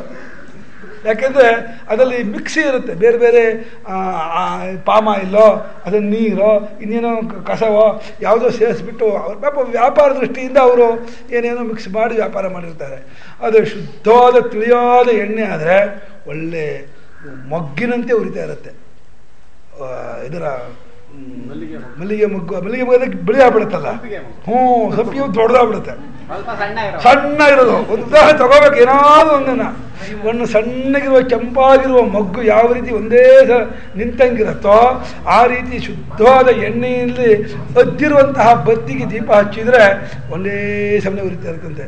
ಅದೇ ಭಕ್ತಿಯಿಂದ ಪ್ರಸನ್ನವಾದ ತಿಳಿಯಾದಂತಹ ಒಂದು ಬತ್ತಿ, ಭಕ್ತಿ ಪ್ರಸಾದ ಸ್ನೇಹ, ಭಕ್ತಿಯ ಪ್ರಸನ್ನತೆ ಎಂಬ ಎಣ್ಣೆಯಿಂದ ಅದ್ದಿರುವಂತಹ ಬತ್ತಿ ಅದು. ಮದ್ಭಾವನಾಭಿನಿವೇಶಿತ ವಾತೇರಿತೀನ. ಆ ದೀಪಕ್ಕೆ ಒಂದು ಗಾಳಿ ಬೇಕು, ಯಾಕಂದರೆ ನಿರ್ವಾತವಾಗ್ಬಿಟ್ರೆ ದೀಪ ಆರೋಗ್ಬಿಡುತ್ತೆ. ದೀಪದ ಮೇಲೆ ಒಂದು ಬಟ್ಲು ಕೌಚಿಬಿಟ್ರೆ ದೀಪ ಆರೋಗ್ಬಿಡುತ್ತೆ. ಗಾಳಿ ಜೋರ ಹೊಡಿಬಾರ್ದು, ಆದರೆ ಗಾಳಿ ಬೇಕೇ ಬೇಕು. ಇಲ್ಲಿ ಯಾವುದು ಗಾಳಿ? ನಿರಂತರವಾಗಿ ಭಗವದ್ಭಾವನೆಯನ್ನು ಮಾಡೋದು ಅನ್ನೋದೇ ಗಾಳಿ ಅಂತೆ. ಮತ್ತೆ ಭಾವನೆ ಮಾಡ್ತಾ ಇರೋದು ಇದೆಯಲ್ಲ, ಮತ್ತೆ ಗಾಳಿ ಅಂತೆ ಅದಕ್ಕೆ ಸಪೋರ್ಟಾಗಿ ಬರ್ತಾ ಇರುತ್ತೆ ಆ ದೀಪಕ್ಕೆ. ಮದ್ಭಾವನ ಅಭಿನಿವೇಶ ಅಂದರೆ ಭಗವಂತನಲ್ಲಿ ಭಾವನೆ ಇಡೋದು ಹಠ, ಅಭಿನಿವೇಶ ಹಠಕ್ಕಿದ್ರು. ಅಲ್ಲಿ ಸಾಧಕಾವಸ್ಥೆಯಲ್ಲಿ ಆ ಭಾವನೆ ಇಡುವಾಗ ಆ ಭಾವನೆಗೆ ಪ್ರತಿಕೂಲವಾಗಿರುವಂತಹ ಬೇರೆ ಬೇರೆ ವಿಚಾರ ಜ್ಞಾಪಕ ಆಗ್ತಾ ಇರುತ್ತೆ. ಏನಾದರೂ ಮನೆ ವಿಚಾರ ಜ್ಞಾಪಕ ಆದಾಗ ಹೋಗೋ ಕಡೆಗೆ ಬರಬೇಡ ಕಡೆಗೆ ಅಂತೇಳಿ ದಬ್ಬಬೇಕಂತೆ. ಅದನ್ನು ಮನೆ ವಿಚಾರವೋ ಮಕ್ಕಳ ವಿಚಾರವೋ ದುಡ್ಡಿನ ವಿಚಾರವೋ ಏನಾದರೂ ಭಗವದ್ಭಾವನೆ ಮಾಡ್ತಿರ್ಬೇಕಾದ್ರೆ ಜ್ಞಾಪಕ ಆದರೆ ಒದ್ದೋಡಿಸ್ಬೇಕಂತೆ, ಅದನ್ನು ಕಿಕ್ ಮಾಡಿಬಿಡ್ಬೇಕಂತೆ. ಹೋಗುವ ಕಡೆಗೆ ನೀನು ಬರಬೇಡ, ನಿಂಗೆ ಇವಾಗ ಅವಕಾಶ ಇಲ್ಲ, ಆಮೇಲೆ ನಾನು ಜಪ ಧ್ಯಾನ ಮುಗಿದ ಮೇಲೆ ಅವಾಗ ಏನು ಯೋಚನೆ ಮಾಡ್ತೀನಿ, ಈಗ ಬರಬೇಡ ಅಂತ ಹೇಳ್ಬಿಟ್ಟು ಆ ಮನಸ್ಸಿಗೆ ಏನಾದರೂ ಲೌಕಿಕ ಭಾವನೆ ಬರೋ ಅವಕಾಶ ಮಾಡಿಕೊಂಡ್ರೆ, ಅವಕಾಶವಾದರೆ ತಕ್ಷಣ ಎಚ್ಚೆತ್ತವನಾಗಿ ಅದನ್ನು ಬದಿಗೆ ಒತ್ತಿ ತಳ್ಳಿಬಿಟ್ಟು ಆ ಭಗವದ್ಭಾವನೆ ಮಾಡ್ತೀನಿ ಅನ್ನೋ ಒಂದು ಹಠವನ್ನು ಬಲವಾಗಿ ಊರಿಸ್ಕೊಂಡು ಮತ್ತೆ ಅದಕ್ಕೆ ಪೋಷಕವಾಗಿದ್ದರೆ ಅದೇ ಒಂದು ಗಾಳಿಯಂತೆ ಆ ದೀಪಕ್ಕೆ ಸಹಾಯ ಮಾಡ್ತಾ ಇರುತ್ತೆ. ಮದ್ಭಾವನಾಭಿನಿವೇಶಿತ ವಾತೇರ್ತೀರ ಬ್ರಹ್ಮಚರ್ಯಾದಿ ಸಾಧನ ಸಂಸ್ಕಾರವತ್ ಪ್ರಜ್ಞಾವರ್ತಿನ. ಪ್ರಜ್ಞಾ ಅನ್ನುವಂತಹ ದೀಪ ಉರಿತಾ ಇದೆ. ಆ ಪ್ರಜ್ಞಾ ಅನ್ನುವ ದೀಪ ಹೇಗಿದೆ ಅಂದರೆ ಬ್ರಹ್ಮಚರ್ಯವೇ ಮುಂತಾದ ಸಾಧನದಿಂದ ತೀಡಿರುವಂತಹ ಬತ್ತಿ ಅದು. ಬತ್ತಿಯನ್ನು ಮಾಡಬೇಕಾದ್ರೆ ಸ್ವಲ್ಪ ಭಸ್ಮ ಹಾಕ್ಕೊಂಡು ಹೀಗೆ ಉಜ್ತಾರೆ, ನೀವು ನೋಡಿರ್ಬೇಕು. ಬತ್ತಿ ಮಾಡುವಾಗ ಗಟ್ಟಿಯಾಗಬೇಕು ಅಂತ ಹೇಳ್ಬಿಟ್ಟು ಸ್ವಲ್ಪ ಕೈಗೆ ಭಸ್ಮ ಹಚ್ಕೊಂಡು ಸುಣ್ಣ ಹಚ್ಕೊಂಡು ಆ ಬತ್ತಿ ಹೀಗೆ ಜೋರ ಉಜ್ಜುತ್ತಾರೆ. ಇಲ್ಲಿ ಯಾವುದು ಅಂದರೆ ಬ್ರಹ್ಮಚರ್ಯ, ತ್ಯಾಗ, ಅಹಿಂಸಾ, ಸತ್ಯ, ದಾನ ಇತ್ಯಾದಿ ನಡವಳಿಕೆಯನ್ನು ಚೆನ್ನಾಗಿ ಉಜ್ಜಿರ್ಬೇಕಂತೆ ಮನಸ್ಸಿಗೆ. ಬ್ರಹ್ಮಚರ್ಯವೇ ಮುಂತಾದ ಸಾಧನದಿಂದ ಸಂಸ್ಕಾರಗೊಂಡಂತಹ ಬತ್ತಿ ಅದು. ಸಂಸ್ಕಾರವತ್ ಪ್ರಜ್ಞಾ ಅನ್ನುವಂತಹ ವರ್ತಿನ ಬತ್ತಿ. ಸರಿ, ಅದನ್ನು ಇಡುವಂತಹ ಜಾಗ ಯಾವುದು? ವಿರಕ್ತ ಅಂತಃಕರಣಾಧಾರೇಣ, ಪರಮ ವೈರಾಗ್ಯದಿಂದ ಕೂಡಿದ ಅಂತಃಕರಣ ಅನ್ನುವಂತಹ ಸ್ಟೂಲ್ ಮೇಲೆ ಇಡಬೇಕಂತೆ. ಆ ದೀಪವನ್ನು ಸರಿಯಾದ ಜಾಗದಲ್ಲಿ ಇಟ್ಟಿರ್ತಾನೆ, ಎಲ್ಲ ಕಡೆಗೂ ಬೆಳಕು ಪಸರಿಸೋದು. ಸುಮ್ಮನೆ ಒಂದು ಮೂಲೆ ಒಳಗೆ ಒಂದು ರಟ್ಟು ಇಟ್ಬಿಟ್ರೆ ಎಂತ ಬೆಳಕು ಬರುತ್ತೆ? ಅದು ಶುದ್ಧವಾದ ಮಧ್ಯ ಜಾಗದಲ್ಲಿ ಒಂದು ಸ್ಟೂಲ್ ಇಟ್ಟು ಅದರ ಮೇಲೆ ದೀಪವನ್ನು ಇಟ್ಟರೆ ಆ ರೂಮಿಗೆಲ್ಲ, ಆ ಹಾಲಿಗೆಲ್ಲ ಆ ಬೆಳಕು ಪಸರಿಸುತ್ತೆ. ಅದೇ ರೀತಿ ಇಲ್ಲಿ ವೈರಾಗ್ಯದಿಂದ ಕೂಡಿದಂತಹ ಅಂತಃಕರಣ ಅನ್ನುವಂತಹ ಸ್ಟೂಲ್ ಮೇಲೆ ಆ ದೀಪವನ್ನು ಇಡಬೇಕಂತೆ. ವಿರಕ್ತ ಅಂತಃಕರಣಾಧಾರೇಣ ವಿಷಯವ್ಯಾವೃತ್ತ ಚಿತ್ತ ರಾಗದ್ವೇಷ ಕಲುಷಿತ ನಿವಾತ ಅಪವರಕಸ್ಥೇನ. ಅಲ್ಲಿ ಗಾಳಿಗೆ ಹೊಡ್ತಾ ಇರಬಾರ್ದು. ಇವಾಗ ಅಲ್ಲಿ ಇಟ್ಬಿಟ್ರೆ ಇದರಿಂದ ಗಾಳಿ ಹೊಡಿತಾ ಇದ್ದರೆ ಬಾಗಿಲು ಹಾಕ, ಈ ಬಾಗಿಲು ಹಾಕಿದ್ರೆ ದೀಪ ಹಾಕದೆ ಹೋದರೆ ದೀಪ ಆರೋಗ್ಬಿಡುತ್ತೆ ಅಂತನಲ್ವೇ. ಮಳೆಗಾಲ ಆಗಿಬಿಟ್ಟು ಗಾಳಿ ಜೋರ ಬರ್ತಾ ಇದ್ದರೆ ಅಥವಾ ಗಾಳಿ ಹೊಡ್ತವೇ ಇದ್ದರೆ ಬೇಗ ನಾವು ಬಾಗಿಲು ಹಾಕಿಬಿಟ್ಟು ದೀಪವನ್ನು ಉಳಿಸ್ಕೊಳ್ತೀವಿ. ಇಲ್ಲಿ ಯಾವುದು ಗಾಳಿ ಅಂದರೆ ಆ ದೀಪವನ್ನು ಆರಿಸುವಂತಹ ಗಾಳಿ ಯಾವುದು ಅಂದರೆ ವಿಷಯ ಚಿಂತನೆ ಅನ್ನೋದೇ ಕೆಟ್ಟ ಗಾಳಿ ಅಂತೆ. ವಿಷಯ ಚಿಂತನೆ ಬಂದುಬಿಟ್ರೆ ಈ ದೀಪ ಆರೋಗ್ಬಿಡುತ್ತೆ. ಅದರಿಂದ ವಿಷಯ ವ್ಯಾವೃತ್ತ, ವಿಷಯದಿಂದ ಹಿಮ್ಮೆಟ್ಟಿದ್ದಾದ ವಿಷಯ ವ್ಯಾವೃತ್ತ ಚಿತ್ತ, ಅದರಿಂದ ಹಿಮ್ಮೆಟ್ಟಿದ್ದಾದಂತಹ ಮನಸ್ಸು. ಆ ಹಿಮ್ಮೆಟ್ಟಿದ್ದಾದ ಚಿತ್ತವೆಂಬ ಗಾಳಿಯ ಹೊಡೆತವಿಲ್ಲದೇ ಇರುವಂತಹ ಒಂದು ರೂಮ್ ಅದು. ನಿವಾತ ಅಪವರಕ ಅಂದರೆ ಯಾವ ಚಿತ್ತದಲ್ಲಿ ವಿಷಯ ಚಿಂತನೆ ಇಲ್ಲವೋ ಆ ಚಿತ್ತವೆಂಬ ಕೋಣೆಯೊಳಗೆ ಈ ವೈರಾಗ್ಯವೆಂಬ ಸ್ಟೂಲ್ ಮೇಲೆ ಬ್ರಹ್ಮಚರ್ಯಾದಿ ಸಾಧನ ಸಂಸ್ಕಾರದಿಂದ ಒಳಗೂಡಿದ ಬತ್ತಿಯನ್ನು ಆ ಭಕ್ತಿ ಅನ್ನುವಂತಹ ಎಣ್ಣೆಗೆ ಅದ್ದಿಬಿಟ್ಟು ಜ್ಞಾನ ಅನ್ನೋ ದೀಪವನ್ನು ಹಚ್ಚಬೇಕಂತೆ. ಹೆಂಗೆ ಮಾಡಿದ್ದಾರೆ ಭಾಷ್ಯಕಾರ ರೂಪಕ ಅಂತಂದರೆ ವಿಷಯಾವರ್ತಿತ ರಾಗದ್ವೇಷ ಕಲುಷಿತ ನಿವಾತ ಅಪವರಕಸ್ಥೇನ ನಿತ್ಯ ಪ್ರವೃತ್ತೈಕಾಗ್ರ ಧ್ಯಾನ ಜನಿತ. ಅದು ನಿರಂತರವಾಗಿ ಉರಿತಾ ಇರಬೇಕಲ್ಲ. ಇಲ್ಲಿ ನಿರಂತರವಾಗಿ ಉರಿಯೋದಕ್ಕೆ ಸಹಾಯ ಮಾಡೋದು ಯಾವುದು ಅಂದರೆ ನಿರಂತರವಾಗಿ ಉಂಟಾದ ಧ್ಯಾನ, ಏಕಾಗ್ರತೆ, ಪರಮಾತ್ಮನಲ್ಲಿ ಅನ್ಯವಾದ ಪ್ರೇಮ, ಅಲ್ಲಿಯೇ ನೆಟ್ಟ ಮನಸ್ಕನಾಗಿರೋದು, ಏಕಾಗ್ರ ಧ್ಯಾನ ಜನಿತ ಸಮ್ಯಕ್ ದರ್ಶನ. ಅದನ್ನು ಉಂಟಾದಂತಹ ಒಂದು ಪರಮಾತ್ಮನ ಪರಿಚಯ, ಪರಮಾತ್ಮನ ಸ್ವರೂಪದ ಜ್ಞಾನ. ಆ ಸ್ವರೂಪದ ಜ್ಞಾನವೆಂಬ ದೀಪದಿಂದ ನಾನು ಅವನ ಹೃದಯದಲ್ಲಿ ಉರಿದವನಾಗಿ ಬೆಳಗಿದವನಾಗಿ ಅವನ ಅಂತಃಕರಣದಲ್ಲಿರುವಂತಹ ಅಜ್ಞಾನವೆಲ್ಲ ಪರಿಹಾರ ಮಾಡಿಬಿಡ್ತೀನಿ ಅಂತ ಹೇಳಿ ಭಾಷ್ಯಕಾರರು ಈ ಲೋಕದ ದೀಪಕ್ಕೆ ಜ್ಞಾನ ದೀಪವನ್ನು ಹೋಲಿಕೆ ಕೊಟ್ಟು, ಆ ದೀಪಕ್ಕೆ ಎಣ್ಣೆ, ಬತ್ತಿ, ಸ್ಟೂಲು, ಹಣತೆ, ಗಾಳಿ ಹೊಡೆತ ಇಲ್ದಿರೋದು ಇತ್ಯಾದಿ ಹೇಗಿರಬೇಕೋ ಅದೇ ರೀತಿ ಈ ಒಂದು ಜ್ಞಾನ ದೀಪಕ್ಕೂ ಇಷ್ಟೆಲ್ಲ ಇರಬೇಕು ಅನ್ನೋ ರೂಪಕವನ್ನು ಕೊಟ್ಟು, ಈ ರೀತಿಯಾದಂತಹ ಅಂತಃಕರಣವಾದರೆ, ಆ ರೀತಿಯಾದಂತಹ ಚಿತ್ತವಾದರೆ, ಬ್ರಹ್ಮಚರ್ಯಾದಿ ಸಾಧನವನ್ನು ಕೂಡಿದ ಚಿತ್ತವಾದರೆ ಆ ಸಮ್ಯಜ್ಞಾನ ಅನ್ನುವಂಥ ಜ್ಞಾನದೀಪ ಎದ್ಕೊಂಡ್ಬಿಡುತ್ತೆ. ಆಗ ಅವರು ಕೃತಾರ್ಥರಾಗ್ಬಿಡ್ತಾನೆ ಅಂಥೇಳಿ ಬಹು ಸುಂದರವಾಗಿ ಭಾಷ್ಯಕಾರರು ಭಕ್ತಿಯನ್ನು ಅದ್ಭುತವಾಗಿಟ್ಟಿದ್ದಾರೆ. ಎಷ್ಟೋ ಜನ ಯಾತಕ್ಕೆ ಇವನು ವಿವೇಕಾನಂದರು ಕೂಡ ಶಂಕರಾಚಾರ್ಯ ಭಕ್ತಿ ಇಲ್ಲ ಅಂತ ಹೇಳ್ಬಿಟ್ಟಿದೆ ಅವ್ರ ಕಡೆಯಲ್ಲಿ. ನಮಗೂ ಆಶ್ಚರ್ಯ ಆಗ್ಬಿಟ್ಟಿದೆ. ಸ್ವಾಮಿಗಳವರು ಟಿಪ್ಪಣಿ ಮಾಡಿದ್ದಾರೆ. ಕರ್ಮಯೋಗ ಅನ್ನೋ ಪುಸ್ತಕದಲ್ಲಿದೆ. ಆ ಪುಸ್ತಕ ಪ್ರಿಂಟೇ ಮಾಡಿಲ್ಲ.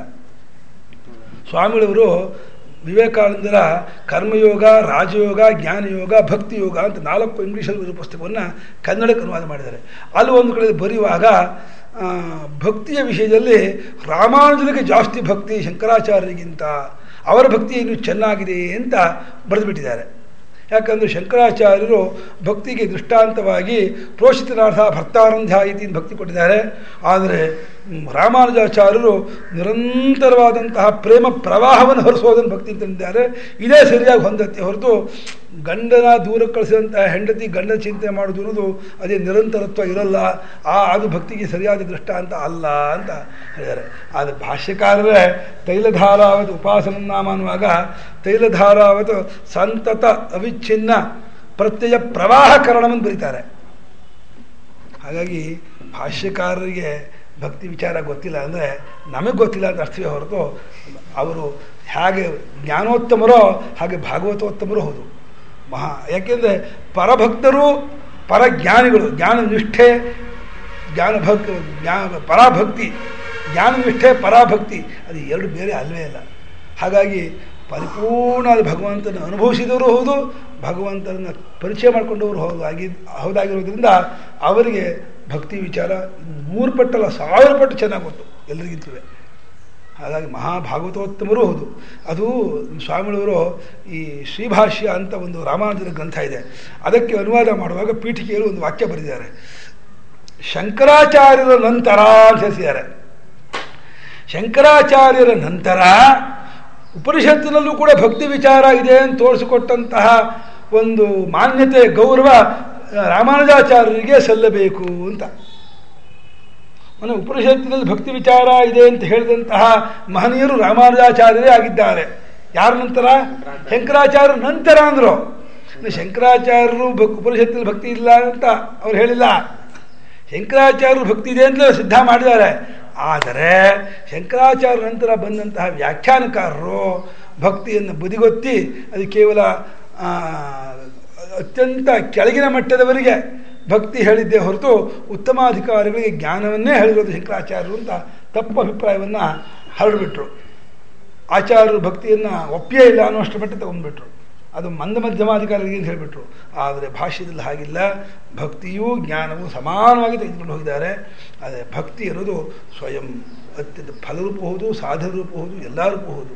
ಇಂಥ ಭಕ್ತಿಯನ್ನು ನಾವು ಆ ಮಹಾತ್ಮರ ಸಹವಾಸದಿಂದಲೂ ನಿರಂತರವಾದ ಭಗವಂತನ ಚಿಂತನೆಯಿಂದಲೂ ಮತ್ತೆ ಬೆಳೆಸ್ಕೊಂಡು ಹೋದರೆ ಕಾಲಾನುಕಾಲಕ್ಕೆ ನಮಗೆ ಗೊತ್ತಾಗುತ್ತೆ ಭಕ್ತಿಯ ಮಹಾತ್ಮೆ ಎಷ್ಟು, ಭಕ್ತಿಯ ಪ್ರಭಾವ ಎಷ್ಟು ಅನ್ನೋದನ್ನು ನಾವೇ ಅನುಭವಿಸಬಹುದು. ಅಂಥ ಅಚಂಚಲವಾದ ಭಕ್ತಿಯನ್ನು ಪರಮಾತ್ಮ ನಮಗೆಲ್ಲರಿಗೂ ಅನುಗ್ರಹಿಸಿ ಅಂತ ಹೇಳ್ತಾ ನನ್ನ ಇವತ್ತಿನ ಪ್ರವಚನವನ್ನು ಮುಕ್ತಾಯಗೊಳಿಸಿ.